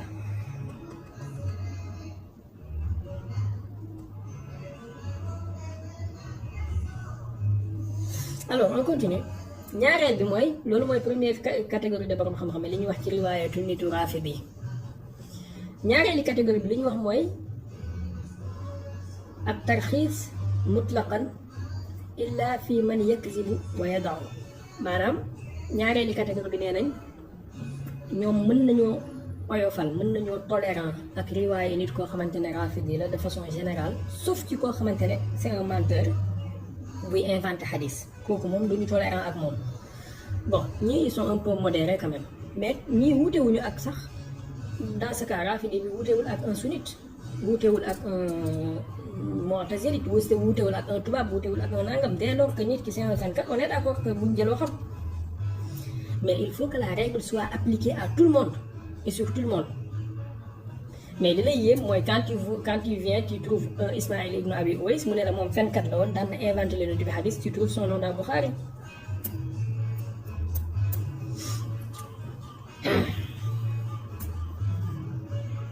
Coraniste yi bu leen yàkkamti am ak man débat di ngeen am problème dëgg. bu leen jàpp ne dem ab coraniste la, je suis loin d'être un coraniste, mais bu leen yàkkamti am ak man débat sincèrement, je vous le conseille.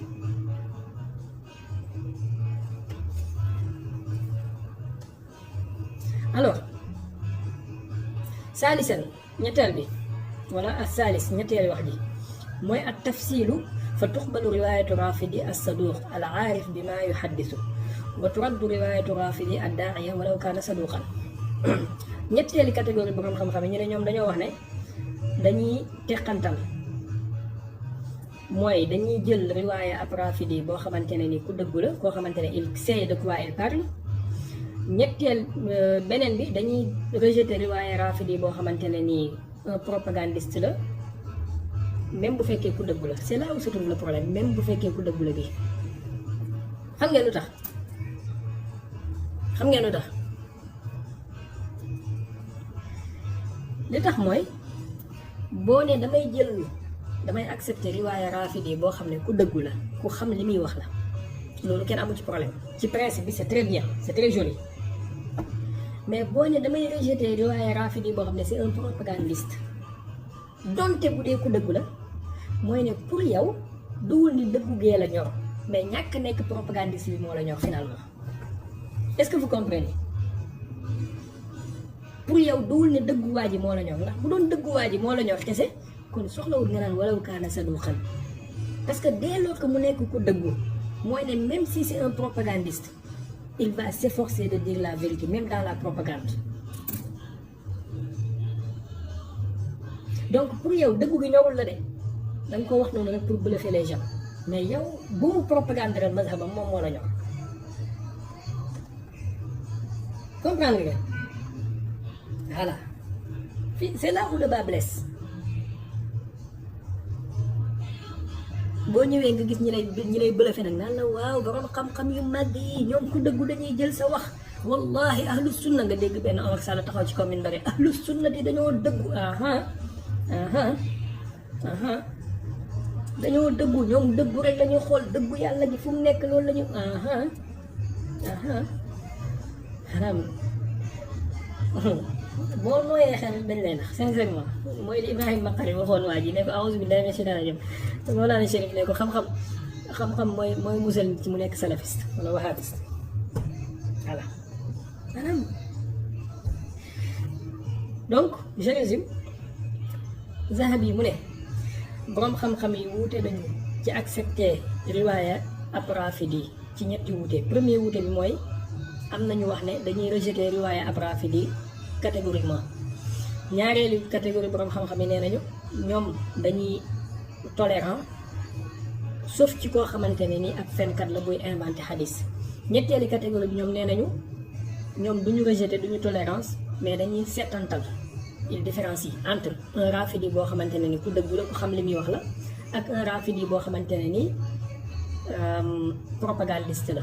léegi ñu ne nag ku dëggu ki nga xamante ne ku xam li muy wax la kooku dañuy accepter xadisam mais koo xamante ne propagandiste la moom dañuy rejeter xadisam doonte bu dee ku dëgg la et fii la problème bi nekk doonte bu dee ku dëgg la boobaa xamal nga ñu ne kon yow dëggu gi ñoru la yow na ñàkk a nekk propagande bi moo la ñor finalement tout est fait pour façonner les gens de leur manière il faut nga mel ni ñun wala duñ nangu sa wax il faut nga wax lu ñu bëgg a dégg wala duñ jël sa wax il faut nga wax ni ñu ko bëggee nga waxee ko wala duñ la déglu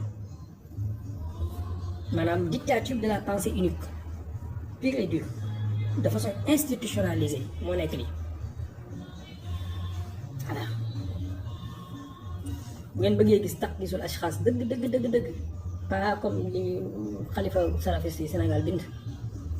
xalifa wahabiste yi bu ngeen bëggee gis taqdisul ashxaas dëgg mu ngi ci téere ñii nii di tuddee seen boobu salaf alors on continue waa Facebook yeeg waa TikTok yi du ma leen censuré tey parce que comme ni ma leen ko waxee démb ci jamono gàmmu lañ nekk donc dañ leen di may cours yi gratuitement même suñu élèves yi tamit donc ñu def ko liggéeyal yonent bi sallallahu alayhi wa sallam donc tey amul censure on va jusqu'à la fin mais léegi mu jeex quand même léegi mu jeex donc bu dee da ngeen doon naan café gaawantu leen ngeen jeexal café li des bëreetul ñetteel bi Zahabi mooy continuer di wax mu ne Ashhab wax na laaj nañu Malik su ila Malik ani rafida bu ñu waxee Malik fi imam Malik lañ ci jublu mu ne su ila Malikun ani rafida fa qaala laa tukallimhum bul wax ak ñoom wala tarwi anhum bul riwaaye jëlee ci ñoom fa innahum yaksibuun ndax dañuy fen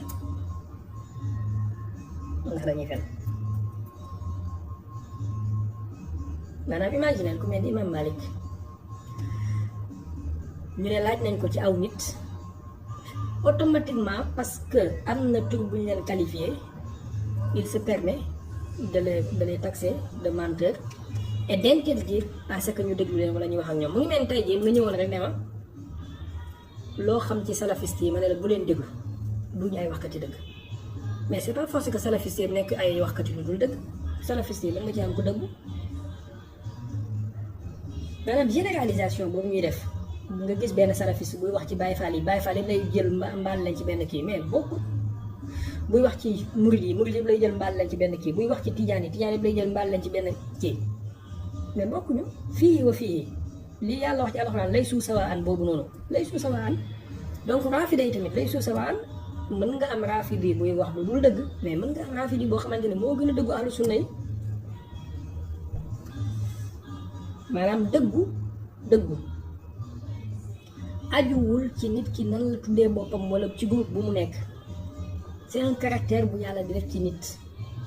am na ku yàlla mooñee moom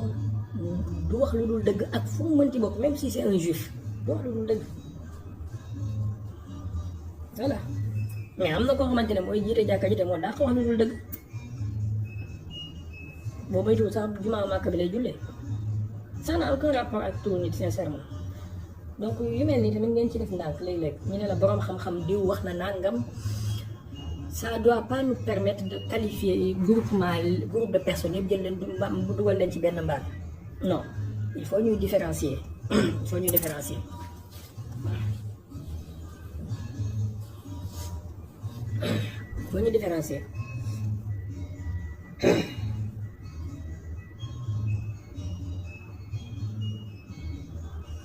ñi nga xamante ne dañuy laaj comment faire pour suivre les cours il faut s'inscrire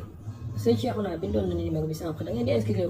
voilà gratuité bi nag bu weeru bu gàmm gi jeexee dafay jeex voilà ku fayul doo jàng li may jàngale nii da ngeen di fay jàngalee ko gratuitement weeru gàmm gi moo tax ma may leen ko gratuitement mu ne wa qaala xarmalatu wax na ne sami'tu Shaafi'iyya yaqul dégg naa Shaafi'i wax ne lam ara ashadda gisuma kenn koo xamante wala lam ara ashhad bi zuur gisuma kenn koo xamante ne nii moo gën a mën a seede zuur mooy seede bu dul dëgg faux témoignage mina rafida ku mel ni rafida yi lam ara ashhadu mina zuur mina rafida gisuma koo xamante ne moo gën a ñemee def shahadatu zuur que rafida yi bon léegi bu rafida yi waxee la même chose ci sunnit yi après on va où ñoom tamit ils peuvent dire la même chose te xam ngeen problème bi yëpp lan la problème rafida yi ak sunnit yi ma wax leen ko tey problème bi yëpp ñaari mbir moo ko waral benn bi mooy yonent bi sallallahu alayhi wa sallam Seydina Ali moo ko waroon a doon pas Seydina Diw ak Seydina Diw beneen bi mooy yonent bi sallallahu alayhi wa sallam dañ koy doon ci miraas comme ni Seydatuna Fatima waxee pas comme ni Seydina Diw waxee lii mooy shahadatu zuur bi ngeen di dégg lii mooy kasib bi ngeen di dégg lii mooy wadoro bi fii la cosaan bi jógee waaw fii la cosaan bi jógee alors qaala Mu'ammal ibnu Ihab wax na mu ne sami'tu Yazid ibn Harun dégg naa ko mu wax ne dangay bind dafay bind jëlee ci bépp nitu bidaa iza lam yakun daaya bu fekkee duwul daaya duwul propagandiste illa rafida sauf rafida yi fa innahum yakzibun ndax ñoom ay fenkat la maanaam Yazid ibn Harun pour moom nee na mën naa bind xam-xam jëlee ci bépp nitu bidaa tant que nekkul propagandiste sauf à l'exception de rafida yi moom du ma bind ci ñoom moo xam kuy propagandiste ci ñoom ak ku nekkul propagandiste maanaam mu jara da nga nekk un rafidi synonyme de fenkat la pour ñoom. sëñ Cheikhouna Rachid dafa mel ni am na ñuy laaj numéro bi mën nga leen ko bindalaat s'il te plaît.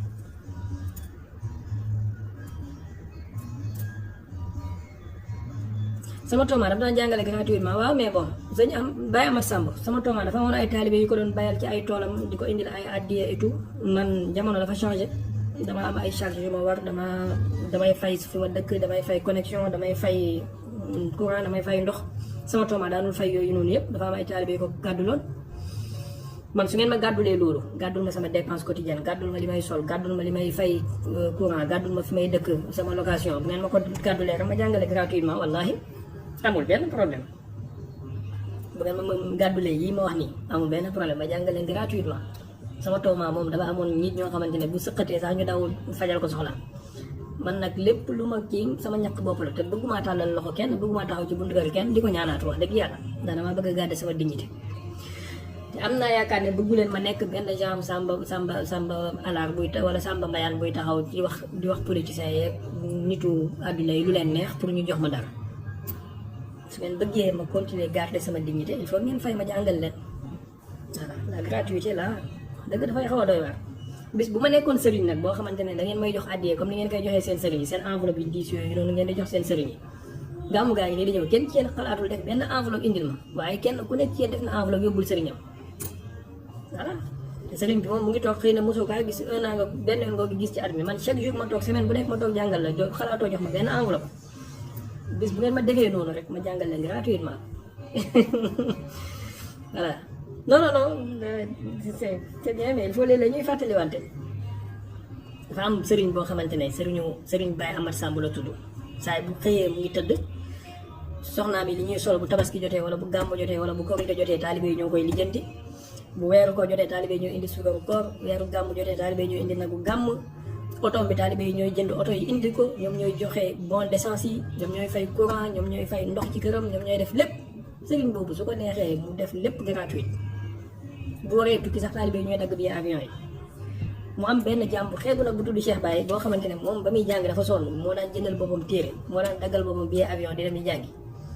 te ba tey jii nii moom moo bëgg a gàddeel boppam dignité ndax bëggut a tàllal loxo Youssou Ndour wala Sadio Mané wala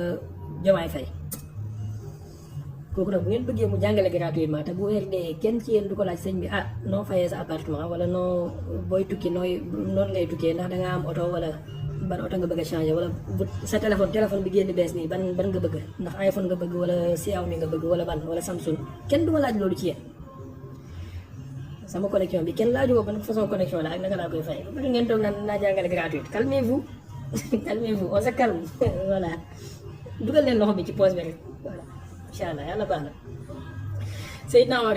ibn Abdul Aziz dafa wax ne tuhdasu linnaasi aqliyatun ala qadri ma ahdasuhu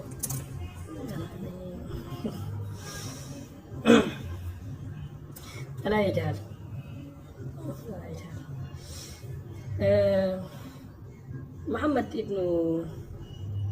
Muhammad ibnu Saïd ibnu Asfahani dafa wax ne sami'tu sharikan yaqulu dégg naa Sharik ibnu Abdillahi Naxaay mooy wax ne na nga jël xam-xam ci képp koo daje ku dul raafida yi fa innahum yada'una alxadisa ndax dañuy inventé xadis wa yattaxizunahu diinan te dañoo jàppee loolu diine bon sincèrement c'est des énormités yoo xamante ne wartu jugee ci borom xam-xam en fait sànq rek maa ngi am benn mbokk ci daara fii mu ci doon waxtaan ak moom maanaam léegi-léegi Sénégal ba ci borom xam-xamu diine ji sax bu benn affaire xewee ñi ngay njortu ci ñoom pondération ak modération wala benn masala bu amee ñi ngay njortu ci ñoom modération ak hauteur de vue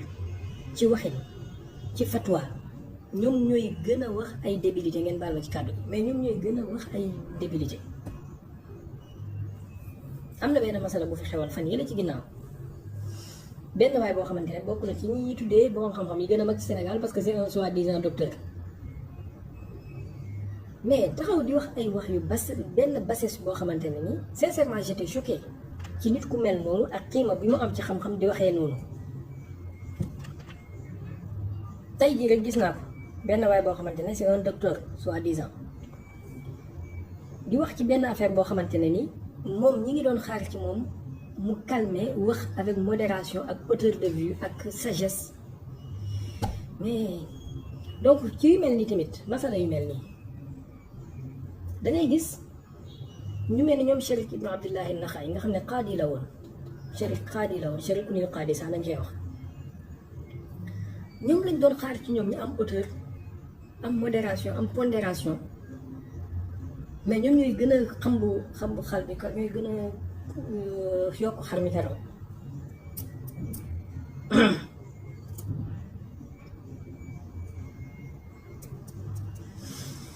en tout cas doy na waar Sénégal Kounkandé sax apparemment léegi docteur lañ koy woowee docteur Kounkandé voilà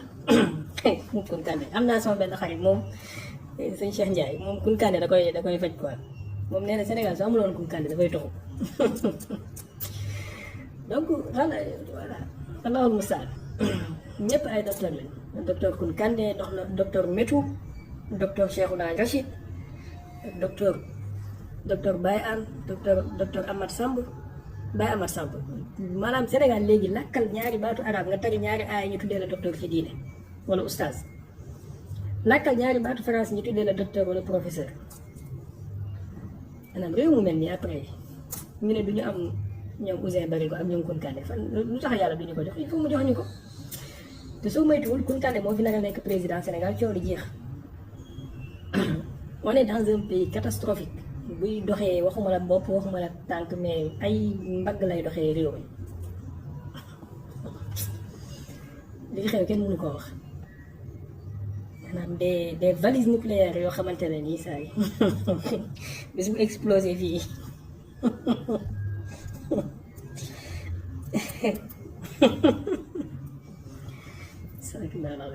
wallaay mbokk bi tooñ na ma ki ma yónnee noonu tooñ na ma alors léegi waa ji mu ne borom téere mu ne qultu fii nag moom wax dëgg wax na waxu nit xool leen li moom mu ne qultu qabulu riwayati rafida min adamiha ala tafsili allazi zakarnahu awalan fi hada taaliq mu ne jël riwaaya rafida yi wala bañ koo jël li gën a yell mooy nañ ko teg ci teqantal bi nga xamante ne ni moom la ñu waxoon sànq ci commencement wu commentaire bi teqantal boobu mooy lan mooy nit ki rafidi la wala duwul rafidi sunni la wala duwul sunni nitu bidaa la wala duwul nitu bidaa li ñuy xool mooy ndax ku dëgg la wala li muy wax du dëgg voilà dëgg la wala li muy wax du dëgg bu dee li muy wax dëgg la ñu jël ko parce que al haqq maqbulun walaw min jaahili bu dee duwul ku dëggu li muy wax ñu sànni ko donte bu fekkee nitu sunna la tuddee boppam yahud yi tur yi gën a rafet lañ tuddee seen bopp ndax na abnaullahi wa ahibbaahu mais terewul bu ñu waxee lu dul dëgg yàlla delloo leen ko jullit ñi nga xamante ne nii ñoom ñoo nekkoon ak yonent bi ku ci wax lu dul dëgg yàlla wàccee aaya weddi ko in jaakum faasiqun bi naba'in mu ngi fi gaa yi bi ñu ñëwee qaalatil aaraabu aamanna gis ngeen tur bi ñu jox seen bopp boole seen bopp ci muuminu nay yàlla nee leen walakin qulu aslamna izay lissa ni ko Hasan Nasrallah di waxee yawaash voilà donc yàlla ne leen qaalatil aaraabu aamanna qul lam tu'minu walakin qulu aslamna wa lamma yadxulil iimaanu fi qulubikum ala ayyi haal lii nii mooy li nga xamante ne moom la boroom xam-xam yi bind ak règle yi nga xamante ne moom la ñu tëral ci seen jamono ñoom léegi ñun génération bi lan moo ñu war il faut ñu comprendre benn affaire mooy ñoom bi ñuy wax ñoom jamono bi ñuy wax lii dañoo amoon ay conflit souvent seen diggante ak ñi nga xamante ne ñoom lañ dëkkaloon wala ñenn ñi ci ñoom dañu jege woon nguur jege goo xamante ne ni permettre woon leen woon ñuy wax wala ñuy défendre wala ñuy protéger koo xamante ne buur bi daf koo mere donc à chaque fois ils essayaient ku buur bi mere wala idéologie bu buur bi bañ ñu fexe ba bañ le ko li may wax ni c'est d'une importance extrême c'est pourquoi je vais essayer de prendre mon temps un peu dañ doon fexe ba képp ku buur bi bañ wala idéologie bu buur bi bañ ñu fexe ba bañ le ko ci seeni fatwa ci seeni règle yi ñuy tëral ci seeni jàngalin idéologie bu buur bi bëgg wala képp ku buur bi bëgg ñu fexe ba bëggale ko ci seeni fatwa ci seeni jàngalin ak seeni doxalin maanaam dem na ba nga xamante ne même façon solin culture wala accoutrement wala comportement bu buur bi bëgg l'état en place dañ ko koy bëggale ci seeni fatwa ci seeni jàngalin maanaam am na yoo xamante ne askan nañ ko yonent bi tey ne yonent bi moo ko wax ne na ko nit solo wala na ko nit waxee wala na ko nit doxee yàlla xam na ne du dëgg benn buur moo daan waxee noonu rek bëgg façon waxin boobu noonu wala bëgg façon solin boobu wala bëgg façon lekk boobu noonu rek ñu jël ko fexe ba de façon tellement insidieuse dugal ko ci texte yi ci circuit bi comme ni ñooy dugalee ñenn ñi am nañu modération un peu xaw a jubbanti yenn xam-xamu xadis ñu mel ni Aynatul Xumaari yi ak ñooñu ak ñoom Cheikhul Habashi ak voilà am na ñoo xamante ne nag dañoo ñëw continuer ci tengal bi nga xamante ne ci lañ nekkoon maasu Albani geeg ñu mel noonu mais ak lu ci mënti am jullit bi war na xam ne même le Coran par exemple même le Coran maanaam bu ci évolution amul woon ak perfection tey jii jullit ñu bari duñ mën a lire alxuraan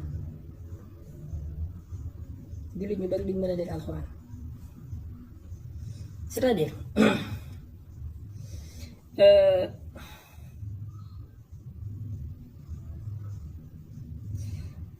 alxuraan bi muy wàcc ak biñ koy bind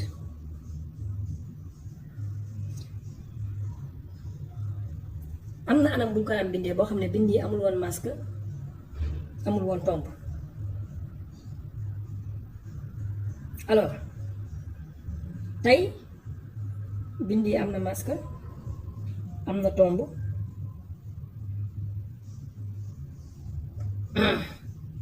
ba nga xamante ne saxaaba yu bari suñu dekkiwaatoon nga présenté leen texte bi nii xëy na mën nañ ko bañ a xàmmee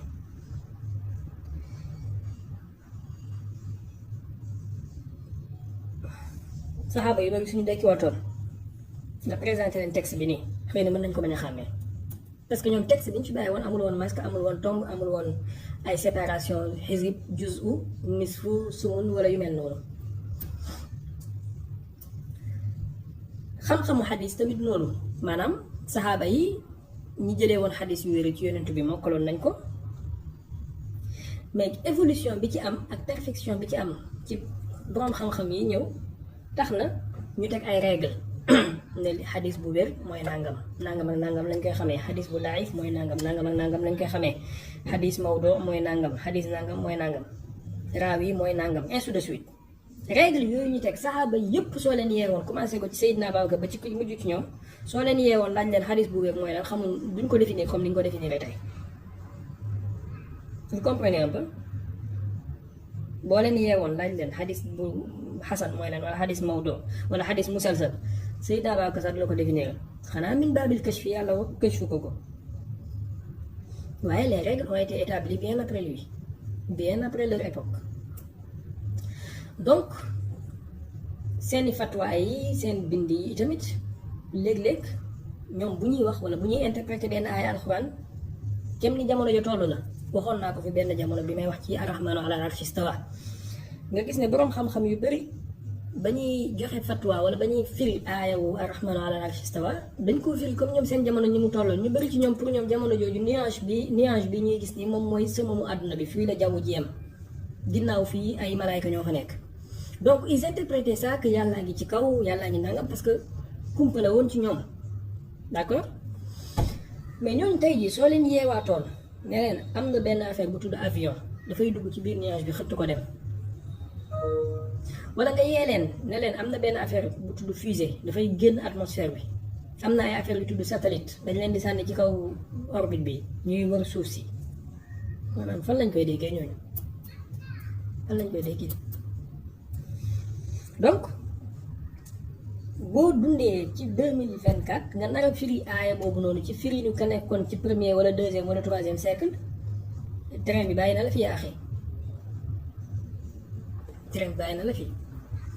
naka noonu xadis yi naka noonu règle yi xadis yi nii donc moo tax souvent on peut prendre les choses avec modération sans trop gis boroom xam-xam bi wax na nangam rek donc nañ ko attaqué nañ ko nangam yàlla na leen yàlla yërëm ñoom ñëpp yàlla na leen yàlla jéggal seeni njumte bu fekkee am na yàlla na leen yàlla ma fay seeni sawaab te bëri na lool ci ñoom yàlla na yàlla may ñu seen leeru xam-xam ak seeni njub def ñu nekk ay ndimbal ñeel lislaam def lislaam mu nekk ndimbal ñeel ñu ci barke yonent bi sallallahu alayhi wa sallam bu fekkee question am na ngeen préparé seen question yéen ñi nekk ci daara ji sinon ngeen jël as'ilatun lil munaqasha ngeen jël exercice yi boole ko ak yi ma leen joxoon pour bu ñu weddee incha allah dañuy bëri tey pour daara ji danañu weddi après gàmmu incha allah taala jël leen exercice yi ngeen préparé ko question bi mooy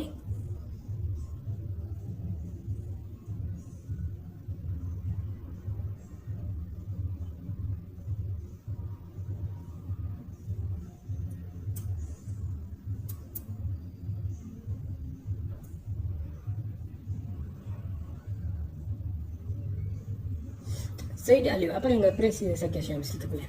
question bi mooy première question pour exercice bi lan mooy àtteey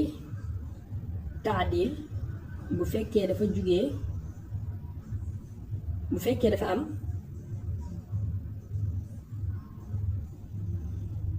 en face de lui jarh mufassar ma hukmu taadil iza warada muqabilahu jarh mufassar wala jarhan mufassaran bu fekkee dafa am jarh mufassar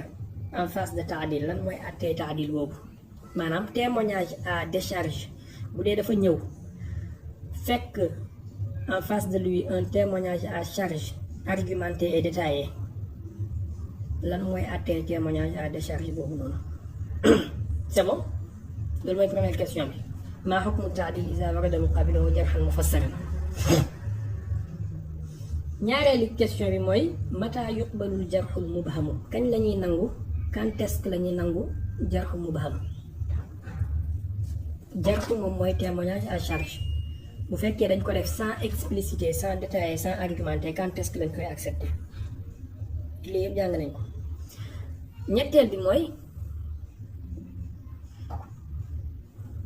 ñetteel bi mooy mat taadilul mu'tamad lan mooy taadil mu'tamad bu ñu waxee ak taadilul mu'tamad mooy lan jàng nañ ko itam ñeenteel bi mooy mën ngeen a capturer écran bi si vous voulez ñeenteel bi mooy maa xukmu man ihtajja bihi al-Buxaari wa lam yutakallam fihi nit koo xamante ne amul kenn ku wax ci moom la en charge wala en décharge maanaam ni en charge ni en décharge amul kenn ku def témoignage ci moom te Buxaari argumenté na ko ci téeréem bi lan mooy atteem yaakaar naa moom moo nekkoon suñu kuuru barki démb bi xaw ma démb suñu kuuru semaine passée wala démb juróomeel bi mooy maa xukmu man infarada muslimun bil ixtijaaji bihi wa lam yataarad lahu ahadun bi jarxin wala taadil lan mooy àttee koo xamante ne nii imaam muslim ixtijaajee na ko moom kenn kese te amul kenn ku wax ci moom la en charge wala en décharge lan mooy àttee juróom-benneelu question bi mooy maa xukmu riwaayatil mubtadii ala tafsil lan mooy àttee riwaayaat nitu bidaa ci tafsil lii mooy liñ jàng tey c'est bon juróom-benn question yi préparé leen ko bu ñu weddee incha allah je vais répéter les questions. Première question lan mooy àttee jarh bu fekkee dafa am en face de lui lan mooy àttee taadil bu fekkee dafa am en face de lui jarh mufassar ñaareelu question bi kañ la ñuy nangu jarh mubham ñetteelu question bi lan mooy taadil mu'tamad ñeenteelu question bi lan mooy àttee nit koo xamante ne ni amul jarh wala taadil à son encontre te Buxaari ixtijaajee na ko lan mooy àttee xadiisam juróomeeli question bi lan mooy àttee koo xamante ne ni muslim moom kenn kese ixtijaajee na ko te amul kenn ku def ci moom jarh wala taadil juróom-benneeli question bi lan mooy àttee riwaaya ak mubtadi ala tafsir mooy li ñuy jàng tey c'est bon allez-y s'il y a des questions allahumma allimna wanfa'na bima 'allamtana wa zidna ilman yanfa'una allahumma inna nastawdi'uka jami'a ma qara'nahu hatta turuddahu ilayna fi waqti ihtiyajina ilayhi allez-y s'il y a des questions ou des commentaires. Signalez, mën nga préciser sa question s'il te plaît.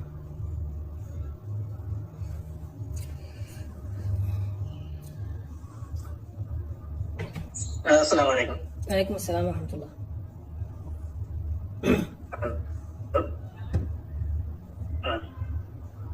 mu nekk nag loolu sama xaw ma donc question bi en fait quelques années dafa am lu ko doon woote Sénégal dañu woote ku yow rek woote ñu ku doon woote na xutba après mu am ñu jóg ne ko nangoo ñu posé question parce que borom xam-xam dañoo listé benn nombre de questions boo xam ne xutba bi kese moo ko war a mën a tontu pas exactement mais je pense que côté 70 mais su nangoo ñu def kii benn face à face ñu posé question maintenant nag at mi ñu étudié tey est-ce que c'est pas le même cas parce que tey am na benn si.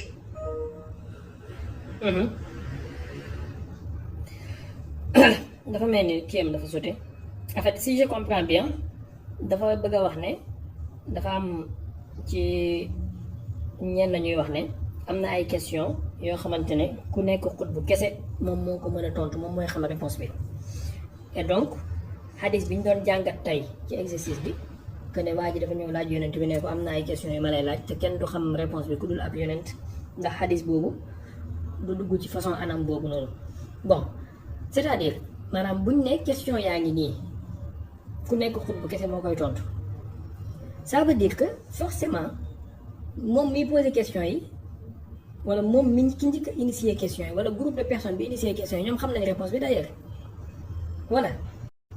donc soit ñoom ay xut bu lañu wala boog mu nekk ne yàlla moo leen ko ilham wala am na fu ko yàlla wax que ne question yi xut bu rek moom moo ko mën a xam ñoom ils ne font que rapporter que ne question yi xut bu rek moo ko mën a xam réponse bi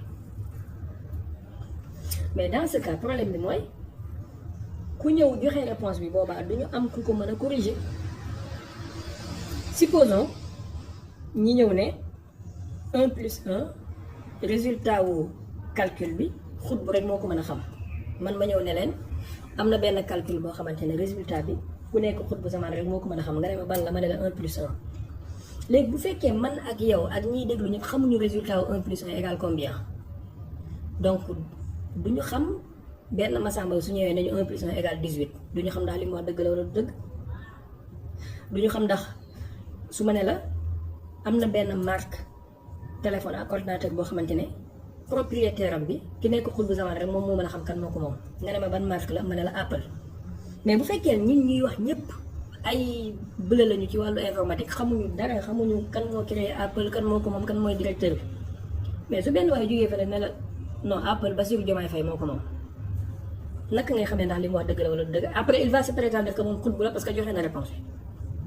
donc il faut que ñu am koo xamante ne ci biir mbooloo mi posé question il faut mu am koo xamante ne xam na réponse bi pour mën a corriger wala mën a valider wala invalider li nga xamante ne moom mooy éventuelle réponse bu benn waaye di joxe n'est-ce pas. léegi si cela existe mooy ne kon waa jooju soit xutbu la wala soit lu raw xutbu la est-ce que vous comprenez un peu souvent nag je veux pas trop di wax ci yu mel ni parce que c'est un peu sensible ndax Sénégal fi mu toll nii xam ngeen dafa bëgg ay xutbu zaman voilà benn Baye An xutbu zaman la benn Baye Amar Samb xutbu zaman la benn Omar Thiam xutbu zaman la benn Moussa xutbu zaman la Aliou Diop xutbu zaman la Massamba xutbu zaman la ma dem xutbu zaman la ñëpp ay xutbu zaman lañ Sénégal fii maanaam Sénégal ngay gis bu wàllu wilaayatu jotee ñëpp ay wàllu yàlla lañ bu wàllu nubuwatu jotee ñëpp ay yonent lañ ay mahdi yu lañ ay Isa ruuhullaahi lañ ñoom ñëpp bu wàllu football jotee ñëpp ay coach lañ ak ay joueur bu benn crime amee ñëpp ay enquêteur lañu ku nekk moo la gën a xam dossier bi lu ci nekk ak PV yeeg ñu nangam affaire Adji Sarr beeg affaire Aziz Dabala bi ñëpp ay Sénégal yëpp nekk nañ ay enquêteur ak ay policier ak ay gendarme PV bi procureur ñëpp ay procureur lañu nekk 18 millions de procureur lañu am ak ay enquêteur coupe du monde ak coupe d'Afrique ñëpp soppaliku Aliou Cissé ak Sadio Mané match yu barki démb dafa ma dem ñëpp soppaliku nañ ay ci nii la waroon def warutoon def nii bu problème mu société amee comme benn waaye bu wax waxu polémique wala benn affaire bu am ñëpp nekk ay mufti waaw li wax ji nangam wax Sénégal dafa doy waar dëkk boo xamante ne daal wallahi yàlla ñu yàlla yërëm quand même mais sincèrement bu wàllu xaal jotee ñëpp ay yàlla lañ ku nekk fëgg sa dënn yow yaa yàlla ñëpp ay yàlla lañ ñëpp ay yonent lañ ñëpp ay lañ dëkk bu spécial la dëkk bu spécial la bu politique jotee ñëpp ay géopolitologue lañ ak politologue ku nekk ay joxe xalaatam ci politique maanaam même les anciens charlatans sax léegi ay analystes politiques lañ ils se permettent da ngay gis ay anciens charlatans yoo xamante ne ay ndiggu yu métti lañ doon faj ak ay poxotaan bi xasan dañuy permettre di comparer seen bopp léegi ak ay ñoom Babacar Justin Ndiaye ci wàllu analyse politique c'est que jafe-jafe am na jafe-jafe am na yàlla ñu yàlla musal te sàmm ñu rek en tout cas doy na waar bu problème de santé publique jotee ñëpp ay médecins lañu ñëpp allez-y bu fekkee am na beneen question wala commentaire s'il vous plaît.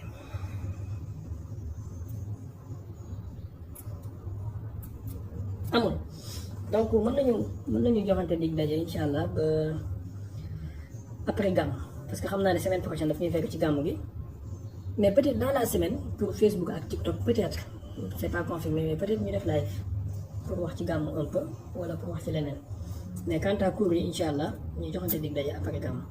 exercice yi ngeen bàyyi ko xel incha allahu taala allahumma allimna wanfa'na bima 'allamtana wa zidna ilman yanfa'una allahumma inna nastawdi'uka jami'a ma qara'nahu hatta turuddahu ilayna fi waqti ihtiyajina ilayhi in uridu illa al-islaha ma istata'tu wa ma tawfiqi illa billah wassalamu alaykum wa rahmatullahi wa barakatuh jërë ngeen jëf salamu alaykum wa rahmatullah jërë ngeen jëf yéen ñu nekkoon ci Facebook bi ak ci TikTok bi yéen tamit